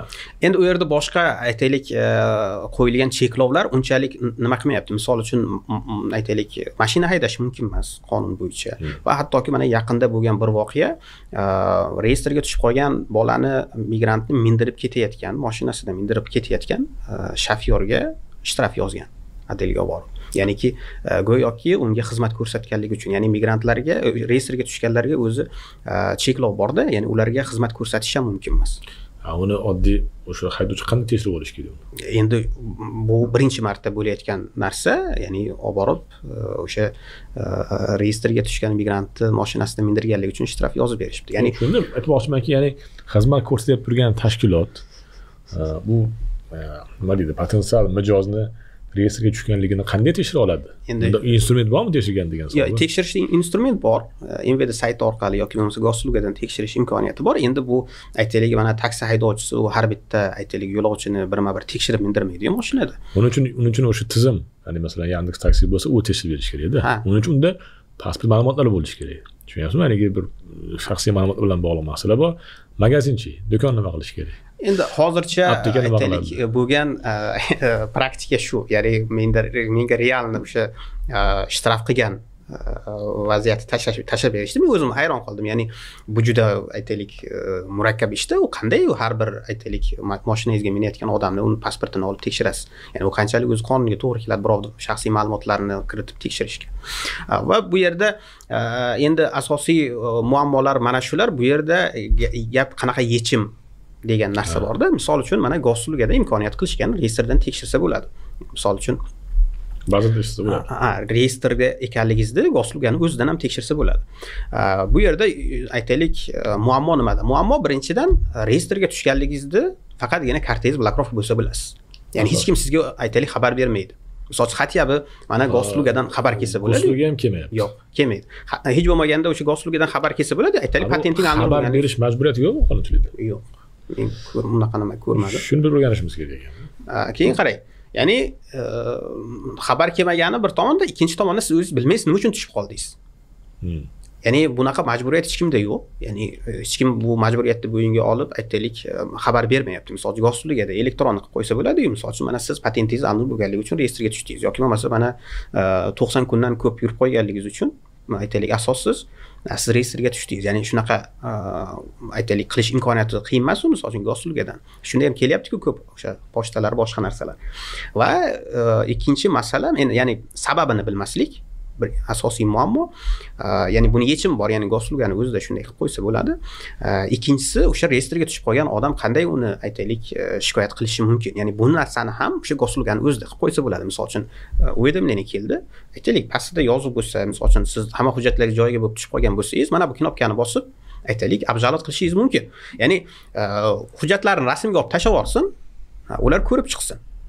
Ya'ni haligacha mana o'sha aytaylik sentyabrdan aytaylik mana o'sha kuchga kirgan bo'lsa ham, o'sha cheklov ana prezident qarori tugagan bo'lsa ham, haligacha aniq mexanizm tayyorlangan emas. Ya'ni qanaqadir reglament, qanaqadir tartib belgilangan emas. O'zi reyestrdan kim chiqarish kerak, qancha vaqtda chiqarish kerak. Lekin правительствоning постановлениясida bor, bir sutka ichida MVDda reyestrga noqonuniy tushganligi yoki bo'lmasa reyestrda turishga asos yo'qligi haqida MVDga xabar borsa, bir sutka ichida aytaylik reyestrdan chiqarish kerak degan talab bor o'sha правительство постановлениясida. Lekin bunga hech kim amal qilmayapti va holigacha aytaylik bir real qanaqadir tartib nima qilinmagan. Mana hozir ba'zi OVMlar onlayn обращение yozing deyapti. Onlayn обращениеlarga ba'zi paytlar priyomga kelsin deb javob kelyapti. Nimachi, chegaradan chiqib ketganda ham reyslar ushlatib deb yozgan. Shunaqa amallar bormi? Masalan, reysga tushgan odam Rossiyani tark etdi, chiqib ketdi. Keyin reysdan avtomat o'chirilish bormi yo'q? Bor, bu aytdim-ku, endi nimadan chiqib ketgandan keyin, o'sha chegaradan chiqib ketgandan keyin bir sutkani ichida o'zi ma'lumot kiritilishi kerak. Lekin bu amalda tekshirib ko'rdinglarmi? Yo'q, amalda bo'lmayapti. Amalda ba'zilar 1 oydan keyin, ba'zilar 15 kundan keyin, ba'zilar haligacha chiqqanim yo'q deb shunaqa muammolar bo'lyapti. Masalan, reyestrdan chiqishni bir imkoni chegaraga chiqib kelish emasmi demoqchiman? Yo'q. Hozirgi kunda necha kishi chegara borib kelgan bo'lsa ham siz yana nima qilishyaptiki, chiqmayapti, turibdi hali. Reyestrda yetishga qanday yo'llar bo'lyapti? Yetishga o'zi boshida bizda 1-2 marta nima qilganimizda muammosiz bitta shikoyat bilan nima qilishdi. Ya'ni reyestrdan chiqarib berishayotgan edi. Oxirgi paytlar juda qiyin bo'lyapti. Ya'ni ba'zan qabulga borsangiz onlayn обращение yozadi, onlayn обращение yozsangiz aytaylik qabulga keladi. Ya'ni hozircha aytganimdek qanaqadir bir aniq nima yo'q, tartib yo'qki, qanday qilsa aniq yechiladi degan narsada, hattoki o'sha qonuniy yurib turganlar. Misol uchun endi meni praktikamda bo'lgan nimalar bir martagina o'sha Lefartovskiy OVMda начальник отделения o'sha заявление tashlab kelgan 3 ta bolani maktab talabasini reyestrga kiritib qo'yishgan, maktab muammo qilishni boshlashgan. Iltimos qilishdi, men o'zim bordim keyin nimaga. Заявление yozdik, aytdi 3 kun ichida chiqaramiz dedi. 3 kun ichida chiqarishmadi. Keyin men aytdim, bo'lmasa doверенность qilinglar, men borib nima qilaman. Xullas keyin o'sha yerda borib o'sha OVM boshlig'i bilan tortishib, o'zimni oldimda reyestrdan chiqarib berishdi. Ya'ni amalda shunaqa, tushunarsiz. Har bir OVMda o'zi qanday xohlasa shunaqa ish yurityapti. Bu korrupsiya uchun katta naqada. Ha, juda qiyin. Korrupsiya uchun katta bir bahona, endi shunaqa asos bo'ladi shunga. Xo'p, reyestr meni fikrimcha bo'ldi shekilli. Endi tushunishim bo'yicha patent bilan bog'liq holat qanaqa? Patent olish, rasmiylashtirish bilan bog'liq vaziyatlar, nima muammolar bor? Patent olish ham hozirgi paytda o'sha berishdan oldin tekshiruv juda qattiq bo'lyapti. Ya'ni oldin mana boya aytganimizdek o'sha уведомление topshirmaganlarga unchalik e'tibor qilishmasdi. Patent olib yurishgan ko'pchilik va o'sha oldin olib yurishganligi uchun ham ko'pchilik beparvo bo'lgan. Ya'ni o'sha oldingi patentni уведомление topshirmaslik uchun Android bo'lgandan keyin bilasiz 1 yil patent berilmaydi. Ya'ni patent Android bo'lgandan keyin 1 yil yangi patent ola olmaydi. Va asosan mana shu ustidan patent olish olmayapti. Ya'ni ba'zi holatlarda yaxshi patentga topshirgani borganda aytyapti, sen eski patenting Android bo'lgan, sen yangi patentga topshirganing bilan ola olmaysan. Sen eski patenting Android bo'lgan kundan 1 yil o'tgandan keyin kelib qaytarib yuboryapti. Bir tomondan yaxshi bo'lyapti, hali patentga topshirib, puliga kuyib patent ola olmay qolmayapti. Ba'zi holatlarda indamay qabul qilib olib, keyin atkaz berishyapti. Atkaz olganini yomon tomoni, bu atkaz olgan kundan yana 1 yil patent ola olmaydi. Ya'ni mana shunaqa muammolar bo'lyapti. Patentga hujjat topshirishdan oldin tekshirib borsa-chi, ya'ni u aytmoqchimanki, patent o'zi oldindan Android bo'lganmi yoki hujjat topshirishga borganda, hujjat topshirgandan keyin ko'rib turib, ilgari topshirmaganda ham keyin Android qilyaptimi? Demoqchimanki, ya'ni patent topshirishga borishdan oldin o'zini endi bazoq tekshirib, patentlar Android bo'lganmi yo'qmi, shuni foydasi bormi demoqchiman. Endi o'zi mana tekshirishda ham nimasi yo'qda. Misol uchun MVDning saytini servisi bor, Saxrovaning servisi bor. Saytini qo'ying, yuristlar orqali tekshirish aytyapman. Endi yuristlar orqali tekshirsa bilmadim. Endi biz bu bo'yicha men urinib ko'rganim yo'q. Aytmoqchimanki, ya'ni u Android bo'lgani ilgaridan bo'lganmi yoki o'sha hujjat topshirgandan keyin MVD tomonidan tekshirish paytida chiqib turib, ilgari bu hujjat qonunda buzgan ekan deb turib yangi qilingan Android demoqchiman-da, ya'ni gap bu yerda. Endi balkim oldindan Android qilgan bo'lgan, chunki ba'zilar o'sha topshirgani borgan paytda aytishyapti-da, patenting falon kuni Android bo'lgan, falon kuni Android bo'lgan va sanasini ham aytishyapti. Misol uchun mana fevral oyining 16-sidan keyin kelib patentga topshirsang bo'ladi deyapti. Misol uchun patenting fevral oyida Android bo'lgan. Ya'ni bundan kelib chiqadiki, o'sha paytda Android bo'lgan bo'ladi, lekin mana shu aynan 2 oydan to'liq o'tgandan keyin aynan o'sha kuni Android bo'lganligi unaqa holatda juda kam. Chunki yaqinda bir bola kecha javobi keldi. U yerda patent уведомление topshirish vaqti adashmasam aprelda tugagan. Javob beryaptiki, avgust oyida patent Android qilingan deb. Ya'niki apreldan avgustgacha patent amal qilib turgan. уведомление topshirmagan bo'lsa ham. Ya'ni patent olishda ham hozir juda qattiq mana shu necha yillik oldingi patentlarga e'tibor beryapti shunday. Endi o'zi mana patent Android bo'lgandan keyin 1 yilda patent ola olmaydi. Ya'ni undan oldingisi uncha muhim emas. Muhim emas. Endi u zapret qo'yishi mumkin, boshqa muammo bo'lishi mumkin. Ya'ni yangi patent olishda u nima emas. Demak, ilgari biz Saxaraga migratsiya markaziga hujjat topshirishdan oldin registratsiyadan tekshirib boringlar derdik. Endi hozir amina chiqib qoldi. Shart emas u. Endi patent tekshirib boriladigan savol. Shuni maslahat beramiz. Demak, patent tekshirib, imkon bo'lsa yuristlar orqali tekshirib, o'sha patent bekor bo'lganmi yo'qmi, ya'ni Android bo'lganmi yo'qmi, shuni tekshirib olsanglar balkim foydali bo'ladi. Ovor bo'lmasdan, pulni xarajat qilmasdan boshqa qilmaysizlar. Juda ham ajoyib holat. Endi yangi muammolardan bu ism familiyasini o'zgartirgan yoki bo'lmasa faqat familiyasini o'zgartirganlarga patent berishmayapti. Sababi ya'ni yangi muammo deganim oldin bunaqa muammo bo'lmagan.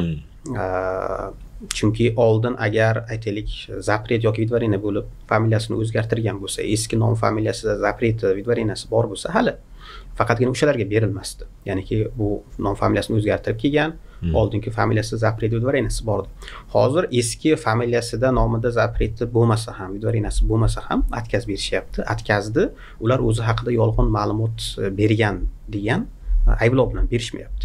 Keyin men buni o'rganib chiqsam, haqiqatan adashmasam 2022-yilda tasdiqlangan o'sha заявление blankasi bor ekan, приложение o'sha MVD prikazida. U yerda nom familiyangiz o'zgartirilganmi degan joyi bor ekan. Ya'niki siz boyadagi nom familiyangiz o'zgartirgan bo'lsa, o'sha joyga yozishingiz kerak ekan. Men oldingi familiyam faloncha bo'lgan, falonchilarda falon sababli o'zgartirganman degan joyi bor. Migratsiya markazi xodimi so'rash kerak. Buni migratsiya markazi xodimi so'ramayapti. Biznikilar ham aytmayapti. Ular bunday qarayapti, imzo chekib qo'yapti. Imzo qo'yapti. Endi biz bittasini hatto o'sha shikoyat qilib ko'rishga ham urinib ko'rdik. Ular aytayaptiki, zaявлениeni bizning xodimimiz migratsiya markazi xodimi to'ldirgan bo'lsa ham imzoni u qo'ygan. Ya'ni u qo'l qo'yaptiki, ko'rsatilgan ma'lumotlar hammasi to'g'ri.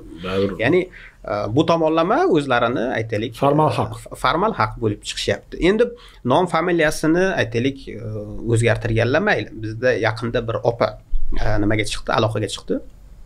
turmushga chiqqanligi uchun familiyasi o'zgargan. Ya'ni turmush o'rtog'ining familiyasi o'zgargan. Unga ham atkaz qilibdiki, sen nima uchun aytaylik qizlik familiyangni ko'rsatmagansan deb.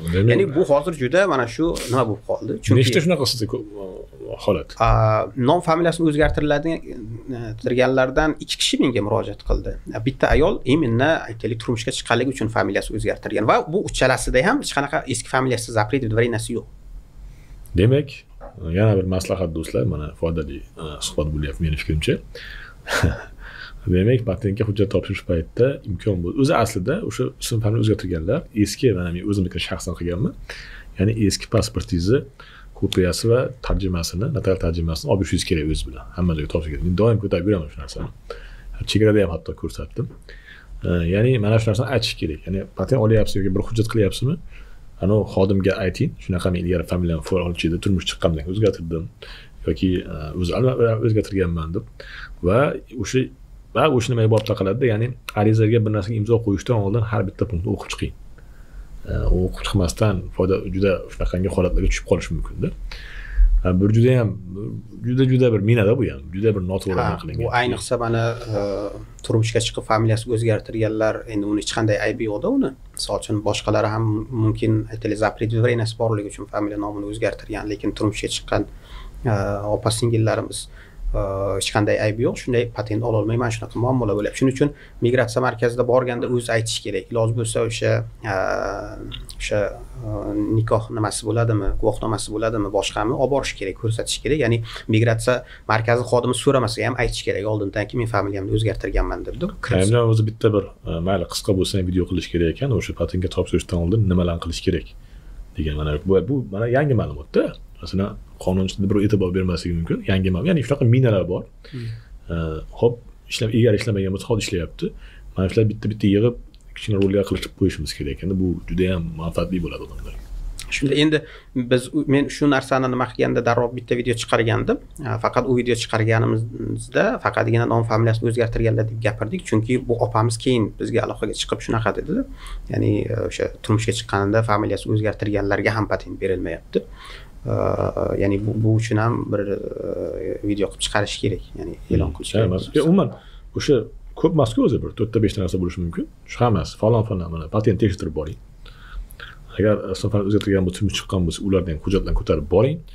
Shunga o'xshagan narsalar. Ya'ni hujjat hammasi bir xil bo'lsin, masalan, hammasida bir xil yozilgan bo'lsin.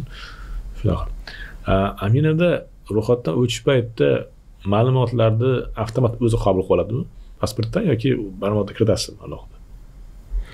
Aminada ro'yxatdan o'tgan paytda siz mana karta иностранный QR kod olasiz. Agar QR kod yo'qotgan bo'lsangiz yoki yo'q bo'lsa, pasport ma'lumoti bilan ham kiritsangiz bo'ladi. Ya'ni pasport seriya nomeri o'sha to'lgan sanangiz. Bir amat olmagan bo'lsa, borib kirish kerak bo'lsa kerak.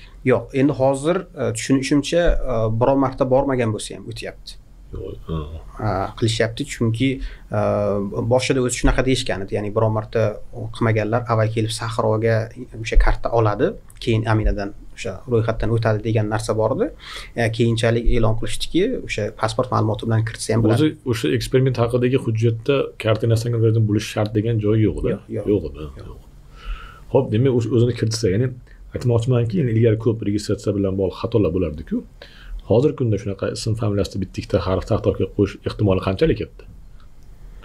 Amina chiqqandan keyin. Yo'q, endi unaqa xatolik bo'lgani, endi unaqa xatolik asosan pogranda bo'lyapti. Ya'ni migratsion kartada xato yozib berib shunaqa qilishyapti. Endi Aminada unaqa xatolik. Endi hozir Aminada o'zi nima qilishyapti? Endi tushunishim bo'yicha o'sha takomillashtirib qanaqadir yangi funksiyalar qilishyapti. Hozir Aminada o'sha patentingiz bormi, nima hujjatingiz bor, hammasi nimadan chiqib turadi. Aminani o'zidan chiqadi, ya'ni MVD bazasidan chiqadi. Hozircha eski ma'lumotlar chiqyapti juda ko'pchilikda. Ya'ni eski o'zi tekshirasiz bo'ladi o'zi. Ha, endi shu darajaga olib chiqishmoqchi shekilli, ya'ni o'sha ilovani. Patent anilgan bo'lganda ham ko'rsa bo'lsa kerak. Endi mumkin shunaqa imkoniyat. Reyestrlarda ham boshqa. Endi o'zi mana Moskovsk oblastida shunaqa servisi bor. Aplata patentmi degan shunaqa sayti bor. U yerda registratsiyangiz qaysi manzilda, уведомление topshirilgan, topshirilmaganligi va hatto ish beruvchining nimasi ham turadi. Ya'ni Moskovsk oblasti nimasida u? Sayti bor. Aplata patent deb nomlangan shekilli shunaqa sayt bor. Moskovsk oblasti qaysi tashkilotniki u? tushunishim bo'yicha o'sha eski oldin nima bor edi, migratsiya markazi bor edi, ularniki ham o'sha markazda saytda. Bu markaz hozir ishlayaptimi? Endi hozir bu markazda juda ko'p funksiyalar sahroga o'tdi. Misol uchun patent to'lig'icha sahroga o'tdi-yu, sayt haligacha ishlayapti. Hozirgi kunda o'sha MVD saytidagi mana bu patent tekshirish servisi qanchalik yaxshi ishlayapti? Yo'q, yaxshi ishlamayapti. Yaxshi emas hali. Endi ishlagan bilan u hech qanday foydasi tegmayapti. Masalan, anonim bo'lmaganligini bilish uchun. Yo'q, u yerda aniq ma'lumot yo'q. Xo'p, patent bo'yicha yana qaysi muammolar bor? Patent bo'yicha yana bir muammo bu sudlanganlar muammosi. Moskva territoriyasida o'sha jinoiy javobgarlikka tortilgan bo'lsa va hattoki Rossiya territoriyasi emas, boshqa davlatlarda, O'zbekiston, Tojikistonda sudlanganlarda patent olishda muammo bo'lyapti. Endi jinoiy ish bilan sudlangan. Jinoiy ish bilan sudlanganlar. Qamalib chiqqanlar. Endi qamalib chiqqan, hatto shtraf olganlar. Shtraf olganlar ham bo'lishi mumkin. Rossiya territoriyasidagi bo'lgan o'sha jinoiy ishlar uni yechimi bor. Yechimi endi osonroq. Sababi o'sha spravka sudimiz deydi, goslugadan olsa bo'ladi. O'sha spravkadan ko'rish mumkin, ya'ni sudimiz tugatilgan, muddati tugatilmaganligida. Ya'ni muammo o'zi muddatda bo'lmayapti. Muddat tugagan bo'lsa ham ba'zilarda tugatilganlik haqida ma'lumot yo'qligida bo'lyapti. Ya'ni bizda bir opani ishi bo'yicha shug'ullandik. Xullas 327-Uголовный kodeks bilan nima bo'lgan? Modda bilan sudlangan, shtrafni o'z vaqtida to'lagan, oradan 1 yil o'tgan, patentga borib topshirgan, olgani borganda berishmayapti. Bu Sankt-Peterburgda bo'lgan voqea. Keyin murojaat qilishdi. Biz aytdik, bu noqonuniy, o'sha endi qonun bo'yicha shtraf to'langan kundan hisoblanadi deb 1 yil. O'sha sudlanganlik holati tugatilgan, bu noqonuniy atkazdi. Biz o'sha Sankt-Peterburg va Leningradsk oblastida OVMga yozsak, ular aytayaptiki, ba'zida o'sha sudlanganlik holati tugatilganlik haqida ma'lumot yo'q deyapti. Ya'ni ular aytayaptiki, sizlar o'sha zonal informatsion sentr deydi yoki o'sha boshqa o'sha shug'ullanadigan tashkilotlar bor ekan, MVDni отделениялар. O'shalarga murojaat qilinglar deyapti. Xullas keyin biz OVMni ustidan prokuraturaga yozdik, zonal informatsion sentrga yozdik. Xullas keyin hal qilib berishdi, ya'ni patentni berishdi-yu, bu orada adashmasam 2-3 oy vaqt o'tib ketdi. Ya'ni mana shunaqa muammolar ham bo'lyapti. Hozir boya aytganingizdek, patentga borishdan oldin nima qilish kerak degan narsangizga yana bitta narsa qo'shiladi. Agar uголовный, ya'ni jinoiy javobgarlikka tortilgan bo'lsa, Rossiya territoriyasida bo'lsa, iloji bo'lsa o'sha spravka sudimizda olish kerak, chunki u yerda tugatilmaganlik haqida ma'lumot bo'ladi. Endi chetdiki yana qiyinroq bo'lyapti. Sababi ya'ni bu mavzu bo'yicha ham biz shug'ullandik. Misol uchun tushunishimcha, O'zbekiston tomoni agar O'zbekistonda sudlangan bo'lsa, Rossiyaga ma'lumot yuborar ekan, ya'ni sudlanganlik haqida. Lekin tushunishim bo'yicha sudlanganlik holati qachon tugashi haqida ma'lumot berilmas ekan. Berilmas. Ya'ni bular aytayaptiki, aytaylik, mana bir nimani chiqib kelyapti, falon rayon sudida falon statya bilan sudlangan, bizga sudlanganlik holati tugagani haqida yoki qachon tugashi haqida ma'lumot yo'q deyapti. Tushunasizmi? Ya'ni muammo keyin yana O'zbekiston tomoniga tarqalyapti. Keyin boya aytganingizdek, o'sha O'zbekistonning davlat xizmatlari portali bor, o'sha portaldan murojaat yuborish kerak O'zbekiston tomonida. Meni sudlanganlik holatim tugaganligi yoki sud tomonidan tugatilganligi haqida ma'lumotni MVD tomoniga yuboringlar. Keyin ular Rossiya tomoniga yuborishar ekan. Va Rossiya tomoni keyin o'sha ba'zidagi ma'lumotlarni to'g'rilab, keyin o'sha spravka beradi, ya'ni o'sha sudimiz tugatilganlik haqida spravka beryapti. Ana undan keyin o'sha patentga olingan atkazda objalat qilsa bo'lyapti. Ya'ni bu orada juda ko'p vaqt o'tib ketyapti. Hozir mana bitta ishimizga adashmasam уже 3 oy bo'ldimi? Ya'ni shunaqa muammo. Endi bu holat oldin yo'q edi. Ya'ni bizda ham tajriba bo'lmagan. Ilgari nima bo'lardi? Oddiy masalan, o'sha biz bilganimiz qamalganlarga patent bermasdi. Ular sud hukmini olib kelardi, ko'rsatardi, keyin olib yuborardi. Ilgari shunaqa qilardi. Hisoblab berilardi, o'sha nimasini bo'yicha bo'ldi dedi. Hozir endi aynan bularning ba'zisida tugagan deb yozilgan ba'zida degan ma'lumot talab qilyapti ekan. O'zi bu narsa biron bir instruksiyada bormikin? Ya'ni aynan Rossiyani bazasida yozilgan degan ma'lumot bo'lishi. Endi nima deb qanday tushunsiz? Misol uchun OVM uchun sizni boshqa davlatni qarorini, sudning qarorini olib borganingizdan ko'ra, u bazasi ular uchun endi go'yoki to'g'riroq ma'lumotda. Ya'ni u yerda boshqa muammolar kelib chiqaveradi. Ya'ni O'zbekiston sudining qarori Rossiyada qanday o'tadi, uni perevod qilish, misol uchun 7-8 varaqli приговор deyilgan, misol uchun o'sha jinoyat sudi ko'rib chiqib qaror chiqargan. Uni hammasini tarjima qilib chiqish kerak. Tarjima qilib topshirish, ya'ni xullas endi u hukm mayli, misol uchun mana O'zbekiston tomon mana opani ishi bo'yicha o'sha sudlanib shtraf to'langan, приговор bor qo'lida, shtraf to'langan haqida kvitansiya bor. Ular aytayaptiki, yo'q, ba'zida bizda ma'lumot yo'q shtraf to'langanligi haqida. Ya'ni bu O'zbekiston o'sha Rossiyaning o'zining ichida bo'layotgan narsa bor-ku. Misol uchun Sankt-Peterburg UVM o'sha upravleniyasi aytayaptiki, ba'zida bunga sudimiz turibdi. Endi unga fuqaro aybdor emasda, fuqaro to'lab qo'ygan-ku, uni bazasida, ya'ni uni bazasi bilan bog'liq muammolarga fuqaro javob bermaslik kerak-da. Bu juda ham katta bir. Men o'sha prokuraturaga shikoyat yozishimizga ham sabab shu bo'ldi-da, ya'ni UVM ga biz isbot tayyorlab yuboryapmiz. Ya'ni mana приговор, mana to'langanlik haqida kvitansiya. Tekshiringlar, agar o'sha hammasi yaxshi bo'lsa patentni beringlar. Ular aytayaptiki, yo'q, MVDning falon aytaylik adliynasi bo'limi bu ish bilan shug'ullanib o'shanga murojaat qilinglar deyapti. Ya'ni UVM MVDga qarasa, u ham MVDga qaraydi. Ya'ni o'zaro o'zlari hal qilsa bo'ladi-ku. Ya'ni bizni murojaatimizni alohida tashkilot emas, tashkilot. Bizni murojaatimizni aytaylik belgilangan tartibda hal qilib berishni o'rniga muammoni hal qilishni bizga nima qilyapti-da? Sarson qilyapti. Sarson qilyapti. Va bu yerda eng yomon tomoni vaqt o'tib ketyapti. Misol uchun kelgan 3 oylik qo'lda registratsiyasi bor. 3 oy ichida patent ola olmasa, o'sha registratsiyasini nima qila olmaydi. Ya'ni uzaytira olmaydi. Shunday. Ya'ni mana shu hozir endi agar Rossiya territoriyasida sudlangan bo'lsa, iloji bo'lsa patent olishdan oldin goslugadan o'sha sudlanganlik haqida spravka zakaz qilish kerak. Spravkani olib ko'rish kerak, qani sudlanganlik holati tugatilgan degan ma'lumot bor bo'lsa, demak patent olishda muammo bo'lmaydi. Ya'ni muammo bo'lsa ham uni qo'lida o'sha nima bor.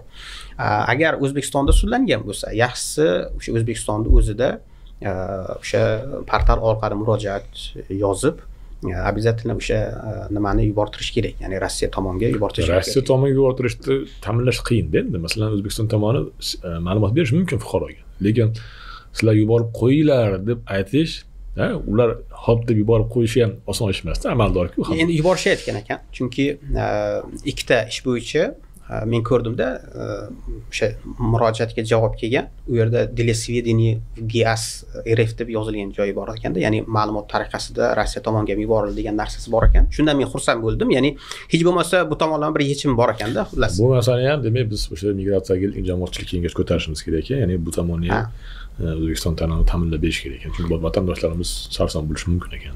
Endi mana bu tomondan endi nima deydi, yondashib ko'rsak, masalan, mana O'zbekistonda sudlangan, aytaylik, qanaqadir og'irroq jinoyatga sudlangan bo'lsa, endi sudlanganlik holati ham ko'proq bo'ladi. Keyin O'zbekistonda o'sha sudlanganlik holati endi hamma davlatda ham bor, sudlanganlik holati vaqtidan oldin bekor qilish holati, tugatilish holati bor-da. Ya'ni bizda shunaqa holat ham bo'lyapti. Ya'ni olib tashlanadi. O'zbekistonda sudga murojaat qilib sudlanganlik holati tugatgan bo'lsa, bu narsani ham o'sha aytaylik portal orqali murojaat yozib Rossiyada yuborish, chunki siz O'zbekiston qarori bilan bu yerga olib kelib sudlanganlik holati vaqtdan oldin bekor qila olmaysiz-da. Ya'ni u narsa O'zbekistonda qilinishi kerak, O'zbekiston o'sha ma'lumotni Rossiya tomoniga yuborish kerak. Ya'ni imенно sudlanganlar mana shu narsaga e'tibor qilishlari kerak. Bu ham yaxshi ma'lumot bo'ldi. Yana nima patent bo'yicha boshqa muammolar? Boshqa muammolar hozir oxirgi paytlarda nima uchundir migratsion karta, ya'ni chegaradan o'zi kirib kelgan bo'lsa ham, endi odatda mana hozir 2-3 ta muammo bo'ldi shekilli, uchalasi ham mashinada kirgan. Ya'ni chegaradan Qozog'iston tomonidan kelib mashinada kirgan. Migratsion karta ba'zida yo'q deb patent berishmayapti. Migratsion o'zi bergan chegaradan. Ha, chegaradan o'zi berilgan. Ba'zida yo'q deb o'sha отказ qilishgan. Biz yozsak, bu falon paytda mana chegaradan kirib kelgan, o'zi nima bor desak, bizni bazamizda yo'q deb Moskva UVM bizga javob beryapti. Keyin biz pogranslujbaga zaпрос yozdik, shunday odam kirib kelgan, ana shunday raqamli, seriya nomerli migratsion karta berilgan. Bu berilgan migratsion kartani aytaylik MVD UVM soxta deyapti, ya'ni ba'zida yo'q deyapti deb nima qildi. Endi odatda program slujba juda kech javob beradi. Ya'ni ba'zan hatto o'sha qonunda belgilangan 30 kundan ham o'tib ketadi. Shuning uchun endi biz vaqt yo'qotmaslik uchun o'sha adashmasam Sagarchinida o'sha nima chegara punkti. Biz o'sha OVM ga yozdik. O'sha nima joylashgan, chegara punkti joylashgan OVM ga yozsak, ular aytayaptiki, bunday migratsion karta ba'zida bor deyapti. Ya'ni nima uchun ularga ko'ringan narsa Moskva OVMida ko'rinmayapti? Bu tushunarsiz. Endi javob keldimi program slujbadan? Yo'q, program slujbadan hali javob kelgani yo'q. Ular juda kech javob beryapti oxirgi paytlarda. Endi hozir biz o'sha Sagarchindan javob olib, endi OVM ga yozdikki, mana hali javob kelmadi. Yo'q, OVMdan hali javob kelgan. Ya'ni mana shunaqa muammo ham bo'lyapti. Endi buni yechimi bo'lgani bilan o'rtada ancha vaqt o'tib ketyapti. Endi buni aytishimdan maqsad nima? Agar mana hozir oxirgi olgan ishimizda ham, bolani ishida ham, xo'p, o'sha 4 oy bo'lgan. Ya'ni bizga 3 oydan keyin bizga murojaat qilyapti-da. Ya'ni patentga atkaz olgan, 3 oy yurgan, undan keyin bizga murojaat qilyapti. Hozir men aytayotganim sababi, agar chegaradan haqqoniy o'zingiz o'tgan bo'lsangiz, sizga patent olishga migratsion kartang ba'zida yo'q deb atkaz berishdimi, darhol murojaat qilish kerak. Ya'ni uni tezroq hal qilish kerak. 3 oylik vaqt bor xolos. Ha, o'sha hujjatlar tugab, qo'lga tushib, uydarena bo'lib ketgandan ko'ra, tezroq murojaat qilib hal qilib olish kerak. Ya'ni buni hal yo'li bor. Bu siz aytgan holatda migratsion kartada ma'lumotlar to'g'ri yozilganmi? Pasport bilan bir xil. To'g'ri yozilgan. Biz o'zimizcha boshida o'yladik, migratsion karta seriya nomerini zayllanadi, xato yozganmi deb o'yladik-da. Ya'ni migratsiya xodimi boya aytganimdek o'zi to'ldiradi-yu, o'zi xato to'ldirib, bunga imzo qo'ygan bo'lsa, bu imzo qo'ygan-ku deb atkaz berganmi deb o'yladik-da. Keyin biz o'sha zapros yozganda ular o'sha falon seriya nomerli migratsion karta ba'zida yo'q, soxta deb javob berdi. Lekin fuqaroning ma'lumotlari, ayniqsa seriya nomeri pasportida to'g'ri. Hammasi to'g'ri. Keyin biz solishtirib ko'rsak, MVD ba'zida yo'q degan seriya nomerlar ham buni migratsion kartasi bilan hammasi to'g'ri-da. Ya'ni imенно shu migratsion karta ba'zida yo'q deb javob kelyapti. Xo'p, endi Naimjon, mana endi zapret endi o'sha eskidan haligi nima deydi, trenddagi mavzulardan bittasi zapret doimiy muammo bo'lib kelgan. Endi hozir mana aeroportdan kirgizmaslik ham qo'shilib qoldi. Muammolar 1-2 yildan beri boshlanib.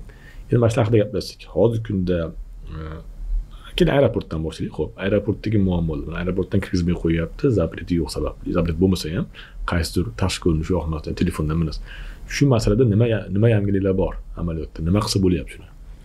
Endi aytganingizdek, bu aeroportdan sababsiz qaytarish ham yaqinda boshlangan narsa, ya'ni oldindan bo'lmagan. Demak, aeroportda o'sha telefonlarni tekshirgan paytda qanaqadir aytaylik yaxshi yoki yomon narsa ko'rib qolsa atkaz qilishyapti, yoki bo'lmasa ba'zilarida rus tilini yaxshi bilmaysa ham o'sha atkaz qilishyapti. Va eng yomon tomoni o'sha atkaz olganlarda ba'zilarida, ya'ni hammasida emas, ba'zilariga 35 yil, 60 yil, 50 yilga zapret qo'yib tashlashgan. Ba'zilariga zapret qo'yilmagan bo'lsa ham, misol uchun aeroportdan qaytarib yuborgan, MVDga zapros yozsa ham zapret yo'q deydi, pogranga zapros yozsa ham zapret yo'q deydi va takror ikkinchi marta uringan paytda yana qaytarib yuborishyapti. Ya'ni hech qanday zapret yo'q, bu atkaz deb yana qaytarib yuborishyapti. Ya'ni mana shunaqa tushunarsiz holat bo'lyapti. Endi bu narsani qanaqa yechimi bor degan narsa bo'ladigan bo'lsa, men shaxsan o'zim o'tirib o'rganib chiqdimda sud saytini.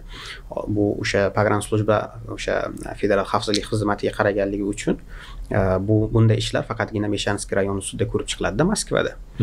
Ya'ni asosan shu yerda, ya'ni kamdan kam holatlarda boshqa o'sha migrantni oldin yashagan manzilida ko'rib chiqiladi. Asosiy nima o'sha Meshanskiy rayoni sudida ko'rib chiqadi. Adashmasam oxirgi marta ko'rganimda imенно mana shu program o'sha federal xavfsizlik xizmati yoki program slujba bilan bo'lgan o'sha aytaylik bahsda, ya'ni o'sha sudlashishda 270 dan ortiq ish ko'rib chiqilgan oxirgi 2-3 yil ichida. Ya'ni 2022 yilda o'zi boshlangan bu muammo. Ko'rib chiqilgan va birortasida sud aytaylik migrant foydasida qaror chiqarmagan. Ya'ni hech qanday foydasi bo'lmayapti. U zapret bo'lsa ham va atkaz bo'lsa ham hech qanday aytaylik migrant foydasida hal bo'lmagan birorta ish. Endi bu o'sha sud qarorlari yoki bo'lmasa program slujbani qilgan atkazi qanchalik asosli degan savol men o'sha sud qarorlarini o'rganib chiqdim. Misol uchun endi ba'zilarida jiddiy ayblovlar bor. Misol uchun o'sha Rossiyada taqiqlangan tashkilotlarda videolarimni ko'rganligi, o'sha YouTube platformasida yoki brauzerda istoriyasida, YouTube istoriyasida o'sha video ko'rganligi haqida ma'lumotlar o'sha pogranslujba ko'rgan bu ma'lumotlarni va o'sha zaключение tayyorlagan, ya'ni telefon tekshirish mobaynida mana shunday videolarni ko'rganligi aniqlandi va bu potensial o'sha davlatga aytaylik zarar keltiradigan migrant deb baholashganda o'sha masala. Bitta bir aniq muhim narsa, demak har bir o'sha kiritilmagan fuqaro bo'yicha alohida zaключение bormi shunda? Endi sud talab qilganda zaключение berishyapti. Ya'ni pogranslujba shunaqa zaключение beryapti. Va bu yerda endi ba'zilari asosli, ya'ni haqiqatan misol uchun taqiqlangan videolarni ko'rib yurgan, ya'niki aytaylik bu tomonlama pogranslujba ko'rganligini qanday isbotlaydi, tasdiqlaydi? Istoriyadan ko'ryapti. YouTube istoriyasini. Tushunarli. Telefondan biron telefon olib ko'ryapti, smartfonni. Xo'p, aynan shu odamning telefonligi, aynan shu telefondan chiqqanligini bir tasdiqlovchi biron bir narsa bormi? Yo'q. Endi chunki xohlagan odamga aytib qo'yish mumkin-da. Masalan, siz unga yoqmadingiz, Naimjon shunaqa ekan turib o'sha nima deydi, standart bir zaключение tayyorlab bo'lsa, kiritib qo'yish mumkin-da bu narsani. Shunday. Ya'ni bu yerda u tomoniga sud o'sha berilgan zaключениeni yetarli deb bilyapti. Ya'ni endi mayli bu-ku aytaylik ozgina aytaylik mantiqqa to'g'ri keladi. Ba'zi zaключениеlarga, misol uchun men o'zim ko'rib qoldim. O'zbekistonda rasmiy maqomga ega bo'lgan domlalarni videosini ko'rganligi ayblov ham qo'yilgan. Misol uchun men shaxsan o'zim o'qib ko'rgan zaключениeda. Ya'ni bunaqa holatlar ham bor. Ya'ni ba'zi holatlarda o'zi aytaylik mantiqqa to'g'ri kelmaydigan asoslar ham bor. Misol uchun bitta sud qarorini ko'rsam, o'sha pogranslujba bergan zaключениеda yozilyaptiki, telefonni tekshirish, ya'ni u yerda yana yozishadiki, telefonni o'z ixtiyori bilan bizga berdi deb. Ya'ni aslida o'zi telefonni tekshirish mumkin emas. Ya'ni u yerda yozyapti, o'z ixtiyori bilan telefonni berdi, biz tekshirdik. Tekshirgan paytimizda Viber yoki WhatsApp, endi u yerda Viber bilan WhatsApp yozilgan, Viber WhatsApp messenjerida сообщениялар udalit qilinganligini, ya'ni o'chirilganligini ko'rdik. Bu bizga podozrение uyg'otdi, ya'ni nima deydi? Shubha uyg'otdi. Shuning uchun biz uni kiritmaslikka qaror qildik. Ya'ni u yerda hatto sudga qiziqmaski, o'sha o'chirilgan ma'lumot nima haqida bo'lgan? Ya'ni qanaqadir yuqori sudchi chiqmaganmi hali faqat. Endi yuqori sudni men uncha ko'rganim yo'q. Ya'ni shunday o'sha zaключениялар, shunday xulosalarni, pogranslujba bergan xulosalarni sud asosli deb topyapti va o'sha migrant foydasiga hal qilmayapti. Demak, bu bo'yicha sud amaliyotini rivojlantirish kerak, ya'ni o'sha oliy sudgacha borish kerak deb, sudgacha borish kerak, chunki ozak gap bilan bo'ladigan narsa emas. Endi bu o'sha qo'yilgan ayblovlar juda qo'pol, ya'niki davlat xavfsizligiga xavf soluvchi shaxs deb ayblovlar qo'yilyapti. Shuning uchun hozircha bu narsani sud tomonlama yechimi qanaqadir chiqqan. Endi o'sha bitta amaliyot ko'rish kerak, oliy sudgacha borib ko'rish kerak. Keyin mana atkaz olganlarni, misol uchun zapret aytaylik, zapreti bo'lmasa, MVD tomonidan ham, Facebook o'sha pogranslujba tomonidan ham zapret qo'yilmagan bo'lsa, ba'zilari kira olishyapti. Ya'ni ikkinchi marta urinishda, uchinchi marta urinishda, hatto ba'zilar 4-chi marta urinishga kirib kelyapti. Ya'ni bu nimalar almashtirib, chegaralarni almashtirib. Hamma har xil variant qilib ko'rishyapti. Ba'zilar hamma variantni ham qilib ko'rishgan, o'tisha olmagan holatlar ham bo'lyapti. Misol uchun men bilaman, aytaylik poyezd bilan ham kelib ko'rishdi. Mashina bilan ham kirib ko'rishga urinishdi. Ba'zilar kirisha olmayapti. U masalan o'sha kirib ko'rmoqchi bo'lsalik bor-ku, jinoyat kodeksida modda. Bilib turib zapret bo'ling bilib turib kirishga harakat. Endi zapreti yo'q-da ularda. Zapreti yo'q. Ya'ni demoqchi bo'lganim, bu ma'lumotlar qanday almashinadi? Ya'ni o'sha aytaylik pogranslujbani bazasida qanaqadir ma'lumot qo'yiladimi, oldin atkaz berilgan kiritilmasin degan, yoki bo'lmasa nima uchun aytaylik 2 marta kirgani qo'ymagan, 3 marta kirgani qo'ymagan, 4-chi marta kirgani qo'yyapti. Ya'ni bu haqida hech qanday ma'lumot yo'q. Va yana bu yerda mana shu bir qiziq narsa, pogranslujba zapret qo'ymagan bo'lsa, uni bir martalik atkaz deyapti. Ya'ni pogranslujbani o'sha tekshiruv o'tkazishga haqqi bor, qonunda belgilangan huquqi bor. Tekshiruvdan o'tmaganlarni qaytarishga haqqi bor, ya'ni zapretsiz atkaz qilishga haqqi bor. Va buni sudga murojaat qilsangiz, buni nima tomoni, ya'ni yuridik tomoni, sud agar migrant foydasida hal qilsa ham, o'sha bir martalik atkazni noqonuniy deb qaror chiqarar ekan, tamom. Ya'niki atkazni noqonuniy, keyingi narsaga aloqasi yo'q. Ya'ni sud keyingi aytaylik o'sha pogranslujbani o'tkazadigan aytaylik qanaqa tekshiruv atkazga ta'sir qilmaydi. Ya'ni shuning uchun agar zapret borsa, zapret qo'yilgan bo'lsa, uni sudga chiqib qanaqadir praktika qilish mumkin. Lekin atkaz bo'lsa, zapret bo'lmasa, uni hattoki o'sha sudga chiqishdan ham hech qanday ma'ni yo'q, chunki sud maksimum aytishi mumkinki, ha, asossiz kirgani qo'yishmagan ekan deydi, tamom. Ya'niki keyingi atkazlarga ta'sir qilmaydi. Pogranslujbani o'ziga ham shu bo'yicha bir shikoyat bo'lgan holatlar bormi? Pogranslujbani o'ziga mana o'sha zapros yozganda yozyapmizki, misol uchun mana meni falon sizlarda qaytarib yuborishdi. Menga zapret qo'yilgan yoki yo'q, yoki bo'lmasa yana kirsam bo'ladimi degan savolda, ya'ni kirsam qaytarmay, borsam qaytarmaysizlarmi degan savol bilan o'sha zapros bilan murojaat qilsak, ular juda qiziq javob beryapti. Ular aytayaptiki, sizga o'sha tekshiruv jarayonida aytaylik tekshiruvdan o'ta olmaganingiz uchun, xullas bizga shubhali tuyulganligingiz uchun biz kiritmaganmiz o'sha paytda. Biz sizga keyingi safar kira olishingiz haqida oldindan hech narsa ayta olmaymiz. Ya'ni faqatgina biz kelganingizdan keyin tekshiramiz, yo'qsangiz kiritamiz, uni kiritmaymiz. Ya'ni shunaqa javoblar kelyapti. Men aytmoqchimanki, mana shu o'sha kiritmagan paytda o'sha pogranslujba xodimi tomonidan qanaqadir hujjat tayyorlanganki, o'sha siz ham ko'rdingiz, men ham ko'rganman, zakljucheniya. Shuni talab qilib olish imkoni bormi? Yo'q, u zakljucheniyani faqatgina sud talab qilganda berishyapti. Ya'ni kimnidir qo'liga berishmayapti. Va hattoki o'sha o'zi mana akt beriladi qaytarilgani haqida. O'sha qog'ozni ham hammaga bermagan. Ya'ni kimnidir qo'liga bergan. Keyinchalik xat yozib, masalan, men tanishmoqchiman, nima sababdan meni qo'ymadinglar degan narsa. Endi bilmadim. O'zi pogranslujbadan nima deydi, bir tayinli javob olish juda qiyin. O'zi aytaylik o'sha 30 kunlik muddatda ham javob berishmaydi odatda. Ya'ni bizga kelgan o'sha zakljucheniylar qayerdandir kelganda, kimdir olgandi demoqchiman, masalan. Uni sud tomonidan olingan. Sud tomonidan. Men ko'rgan o'sha nimalar, endi ko'pini men sud qarori o'sha sud saytida joylangan, o'shandan ko'rdim va boshqa o'sha shu ish bilan shug'ullanayotgan advokatlar bilan gaplashganda ular ma'lumot berishyaptiki, mana shunaqa zakljucheniyalar kelyapti nimadan. Pogranslujbadan. Tushunarli.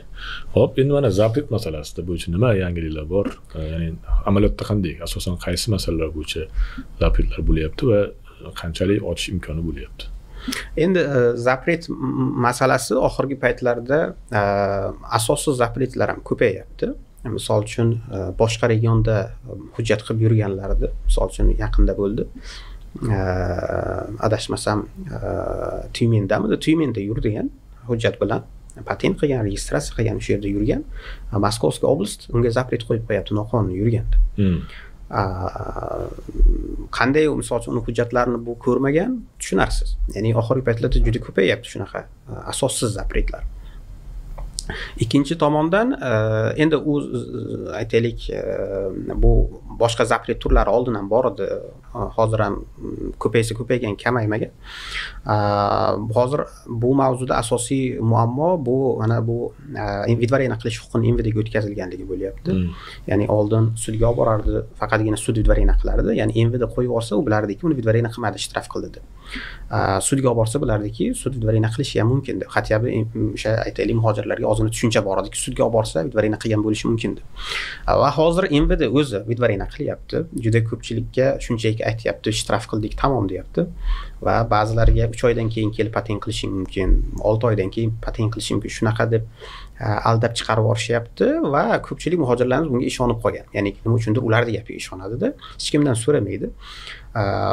Keyin aytaylik oradan ancha vaqt o'tgandan keyin patentga topshirganda yoki qayergadir muammo bo'ladi, ular xabar berishadiki, seni aytaylik o'sha paytda vidvareniya qilishgan deb. Va eng yomon tomoni aksariyat holatlarda Envida o'sha vidvareniya qarorini qo'liga bermayapti. Ya'ni o'sha o'z постановление qabul qilinadi. Envida tomonidan o'sha qaror aytaylik nusxasi o'zi berilishi kerak. Ular berildi deb qo'l qo'ydirib olyapti-da, qo'liga qarorni bermayapti. Ya'ni bizga murojaat qilganda ham biz ham bilmaymizki, uni vidvareniya qilgan yoki yo'q. Va hatto qo'lida qarori borlar ham o'sha e'tibor qilmaganligidan, bilmaganligidan o'sha bizga kech murojaat qilishadi. Ya'ni 10 kunlik muddat o'tib ketgandan keyin murojaat qilishadi va bu o'sha chiqarilgan постановление davlat organi chiqargan bo'lganligi uchun, Envida chiqarib bo'lganligi uchun uni 10 kun ichida agar objalovat qilinmasa, undan keyin uni objalovat qilib bo'lmaydi. ya'ni shikoyat arizasi faqatgina 10 kun ichida kiritilishi mumkin. Chunki mana sudlar udvareniya qilsa 10 kun ichida apellyatsiyada berishi mumkin, 10 kundan keyin kassatsiyaga murojaat qilish mumkin edi. Lekin MVD постановлениясini agar birinchi o'sha 10 kun ichida rayon sudi ishni ko'rib chiqmasa, birinchi instansiya ishni ko'rib chiqmasa, uni kassatsiya sudiga murojaat qilish imkoniyati yo'q. Chunki kassatsiya sudi faqatgina sud qarorlarini ko'rib chiqadi, qonuniy emasligini. Ya'ni mana shu tomonlama juda ko'pchilik vaqtdan yo'qotyapti. Ya'ni 10 kun o'tib ketgandan keyin uni abjalat qilish imkoniyati yo'q. 3 oylik muddatda bunga aloqasi yo'q.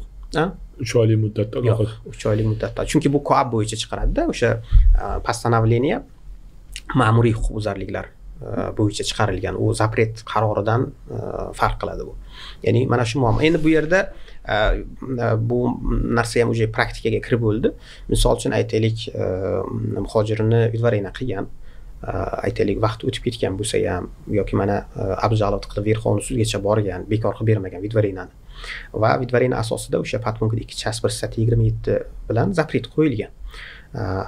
Ya'ni yaqin qarindoshlarda Rossiya fuqaroligi bormi yoki qanaqadir jiddiy asoslar bo'lsa, udvareniyani emas, aynan zapret qarorini abjalat qilish imkoniyati bor. Ya'ni bu ham Verxovniy suddan ham praktika bor. Ya'ni Verxovniy sud ham aytayaptiki, udvareniya aytaylik mana MVD qarori yo sud qarori bo'lsa, zapret ham bu alohida bir qaror.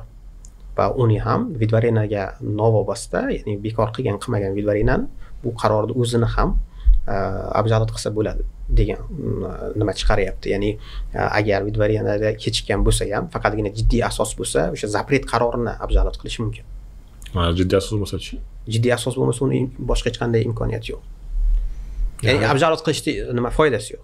Endi masalan o'sha 10 kunlik muddatni biron bir nima deydi, sababli dovud bilan muddatini tiklasa bo'ladimi? Endi muddati tiklash bo'yicha hozircha endi praktika kam. Yaqinda nima qilib chiqqanimda, xo'p, adashmasam bir holatdagina faqat nima qilib bergan ekan. Unda hamki o'sha постановление berildi degan joyga o'sha muhojir imzo qo'yadi-yu, imzo qo'yilgan joyda sana yozilmay qolgan. Sana yozilmaganligi uchun keyingi sud постановление qachon berilganligi noma'lum bo'lganligi uchun muddatni nima qilgan, ya'ni vasanayt qilgan. O'sha jalobani qabul qilgan. Boshqa holatlarda nima bermaganligi uchunchi, masalan o'sha постановление kopiyasini bermaganligi uchun. Endi bermagan bo'lsa ham sud delasida imzo borda, oldim degan joyda imzo qo'yilgan bo'ladi. Shuning uchun foydasi bo'lmayapti. Demak, politsiya orqali udvareniya bo'lganda birinchidan qo'lida qaror bo'lishi shart, keyin 10 kun muddat bor xolos. Demak, deyarli biznikilarga qiyin, asosiy holatda bekor qilish imkoniyati yo'q bo'libdi, masalan. Endi bu yerda yana bir narsa borki, o'sha mana MVD udvareniya qilgandan keyin rayon sudiga jalba topshirish uchun постановлениyaning kopiyasini berish kerak rayon sudiga va muhojirlarimiz qo'lida постановление yo'qligi yana bir muammo bo'lyapti. Ya'ni qo'lida olmagan bo'lsa. Hatto ba'zilar rasmga tushirib olgan, aytaylik chaqqonlik qilib o'sha imzo qo'yayotgan payt rasmga tushirib olgan. O'sha rasm o'zi ham yetarli biz uchun, misol uchun o'sha rayon sudiga murojaat qilishimiz uchun birinchi instansiyaga. Va ba'zilarda esa o'sha ham yo'q. Ya'ni rasm ham yo'q, постановление ham yo'q. O'zi ham bilmaydi, umuman o'zi qaysi statya bilan o'zi uni nima qilishdi. Ya'ni bunday holatlarda hozir endi boshqa advokat, yuristlar bilan maslahatlashib, hozir biz nima qilyapmiz? Ya'ni jalbani MVDni o'ziga topshirish imkoniyati bor. Ya'ni sudga topshirmaysiz. Sudga topshirish uchun постановление kerak. Sudga topshirmaysiz, MVDni o'ziga topshirasiz. Ya'ni MVDga o'ziga topshirish bo'yicha ham tartib bor. Ya'ni MVDga o'ziga topshirsangiz, MVD o'sha udvareniya materiallariga qo'shib jalbani sudga o'zi yuborishi kerak. Ya'ni sudga jalba qilasiz MVD orqali. MVD orqali. MVDga jalbani topshirasiz, MVD jalbaga delani qo'shib sudga yuboradi va sud jalbani qabul qilishga atkas qilmaydi, chunki jalbaga qo'shilib dela ham kelgan. Delada sud MVDning udvareniya qarori bor. Demak, sud qarori qo'lga olinmagan bo'lsa, 10 kun ichida MVD orqali sudga jalba qilinadi. MVD orqali. Bu ham endi bir nima? Endi chunki bu yerda bitta holatni menimcha aytishdi, bir advokat aytayaptiki, bu advokat jalba yozib MVDga topshirgan. MVD buni jalbasini 59-federal qonun bo'yicha обращение deb ko'rib chiqib atkas qilibdi. 30 kunda ko'rib chiqdi. 30 kunda ko'rib chiqib. Ya'ni MVD tomoni ham ba'zi holatlarda mana shunaqa o'zi bu jalba sutkami yoki MVDga? Sudga. Ha, sudga MVD orqali. MVD orqali. Xuddi mana apellyatsiyaga birinchi instans orqali jalba topshiriladi-yu. Bunga ham xuddi shunday imkoniyat bor. Lekin MVD o'sha bitta holatda uni как обращение ko'rib chiqibdi. Ya'ni murojaat deb ko'rib chiqibdi. U murojaat javobida aytayaptiki, sizlar jalbani bizga shikoyat arizasi topshiribsizlar, murojaat topshiribsizlar. Biz murojaatlarga atkaz qilamiz, chunki bu o'sha jalba bilan sizlar sudga chiqishlaring kerak degan ma'noda. Endi bu narsa baribir o'sha muddatni vastonavit qilishga imkonini beradi-yu, lekin shunaqa muammolar ham bo'lyapti. Demak, bu yerda maslahat, agar sud orqali vidovreniya qilyapti turgan bo'lsa, har qanday jarima qildimi, boshqa qildimi, iloji boricha o'zi aslida protokolni kopiyasini olish kerak. Agar sud vidoreniyasi uni ham qarorni kopiyasini olish kerak, juda bo'lmasa rasmga olish kerak. Mana maslahatim nima deyman? Shunda albatta vaqt yo'qotmaslik kerak. Iloji bor tezroq yuristlarga murojaat qilish kerak. Ana o'shanda sizga ancha-muncha yuristlar yordam berish imkoni bo'ladi. Bu juda bitta shu yerda bir savol. Mana endi sud orqali vidovreniya bo'lganda ikki xil masalasi bor. Ya'ni odamni vidovreniya qilgan bo'lsa ham o'zi chiqib kelishga imkon berardi yoki spetspriyomnikka qamab qo'yardi. Shu kontrol ostida yuqorishga nima bo'lardi. MVDda ham shunaqa spetspriyom orqali vidovreniya bo'lyaptimi? Ha, bo'lyapti. Faqat bu yerda yagona farqi shundaki, MVD 48 soatdan ortiq cheklashga haqqi yo'q uni. Faqatgina 48 soat ichida u sudga o'sha spetspriyomnikka joylanganligi, ya'ni o'sha vaqtinchalik aytaylik huquqi cheklanganligi 48 soatdan o'tmasdan turib sudga murojaat qilib, sud orqali uzaytiryapti. Spetspriyomnik ushlab turishdi. Shunaqa qilib keyin endi 48 soatda chiqarib olish imkon bo'lmagandir hali hech kimda. Endi imkoniyati bo'lmagan, bir tomondan o'zi bu noto'g'ri-da. Ya'ni qanday MVD o'zi chiqargan qaror kuchga kirmasdan turib uni bajarish mumkin. Ya'ni MVD chiqargan постановление 10 kun ichida nima qiladi. Lekin shunday holatlar ham uchrayapti. Meni o'zimda shunday holat bo'ldi. Ya'ni u paytda sud edi, sud vidovreniya qilib spetspriyomnikka joylashtirgan. Men borib bu boladan доверенность olganman, jalba topshirganman. Sudga olib kelishmagan. Qani desa, uni jo'natib yuborishdi. Ya'ni hali sud qarori kuchga kirmagan, hali apellyatsiya sudi ishni ko'rib chiqqani yo'q. Allaqachon uni ya'ni nima bilan tugadi shu ish? Jo'natib yuborishdi tag'in. Sudga indamadim, norozi bo'lmadim. Endi sudya aytdi, bizga xabar keldiki, u Rossiyadan chiqartirib yuborilgan dedi. Tamom, shu bilan nima qilamiz? Ya'ni bu yerda endi meni taxminim bo'yicha oldinroq men o'zim spetspriyomnikda borganimda bir inspektor aytdi, bir bolani ishi bilan borganida, u haqiqatan hujjatlari yo'q, uni aytaylik abzal qilishga foydasi yo'qdi, shunchaki uni tezroq chiqarib yuborish uchun borgandim men. Ham pasporti yonida bo'lmagan, pasportini olib borib berish kerak, chunki o'zingiz bilasiz, u konsulstvodan hujjat tayyorlanadi, nima qilinadi, xullas ancha payt nimada qolib ketadi. Spetspriyomnikda qolib ketadi, tezroq chiqarib yuborish uchun men pasportini olib borib berib, o'sha biletga gaplashib kelaman desam, keyin pasportini olib borib berdim. Bilet olib berishda gaplashsam, ular aytayaptiki, bizda hozir davlat tomonidan pul ajratilgan, pul tomonlama muammo yo'q. Biz harakat qilamiz maksimal tez chiqarib yuborishga, chunki joy ham yetishmaydi. Ham davlatga ortiqcha xarajat. Faqat biz qonunan 10 kundan o'tmasa chiqarib olishga haqqimiz yo'q o'zi umuman deyapti-da. Keyin ular endi bilmadim bu qaysi darajada qonunga to'g'ri, chunki bu qonunda bunaqa narsa yo'q. Ular o'sha aytaylik mana sud vidovreniya qarorini muddatidan oldin ijro etishga muhojirdan rozilik olib sudga olib borar ekanmiz, sud uni tasdiqlab berar ekan. Ya'ni o'zi bunaqa tartib yo'q qonunda biror joyda. Ya'ni ular menga hatto o'sha blankasini ko'rsatyapti. U yerda yozilgan, men faloncha sudni qarorini muddatidan oldin kuchga kirmasdan turib ijro qilishga ruxsat berishlaringni so'rayman deb. Ya'ni sudya deydi, o'sha Troitsk rayonining sudi uni tasdiqlab beradi, biz muddatdan oldin chiqarib yuboramiz deyapti. Ya'ni mumkinki o'sha bolaga ham shunaqa hujjatga qo'l qo'ydirib olishgandir. Shunday. Ya'ni mana shunaqa holat bo'lyapti. Naimjon, rahmat katta. Mening fikrimcha endi ancha gaplashdik. Mana ancha 1,5 soat oshib qolibdi. Umuman olganda o'ylayman juda ham foydali, manfaatli video bo'ldi, suhbat bo'ldi. Anchadan beri bunaqangaligi amaliyot bilan Rossiyani aynan muhokama qilmagandik. Rossiyaga kelib, Moskvaga kelib, biz bilan uchrashib shu narsani qilganim juda ham foydali bo'ldi. Umuman olganda nima deymiz, mana shu foydali bo'lgan maslahatlar davom ettirish kerak berishlarda mening fikrimcha, va shu foydali reelslar, videolar, maqolalar qo'yib borish kerak. Rahmat katta. Bundan keyin ham shu vatandoshlarimizga xizmat qilish charchamanglar. Bizga ham shunaqa ma'lumot yetkazib turinglar, biz ham vatandoshlarimizga yetkazaylik. Nima deymiz, shularda sizlarga o'xshagan odamlar borligi uchun ham shu ancha-muncha odamlarda muammolarni bilishga, hal qilishga imkon bo'ladi. Rahmat Naimjon, salomat bo'ling. Yaxshi kunlarda ko'rish nasib qilsin. Sog' bo'ling. Rahmat.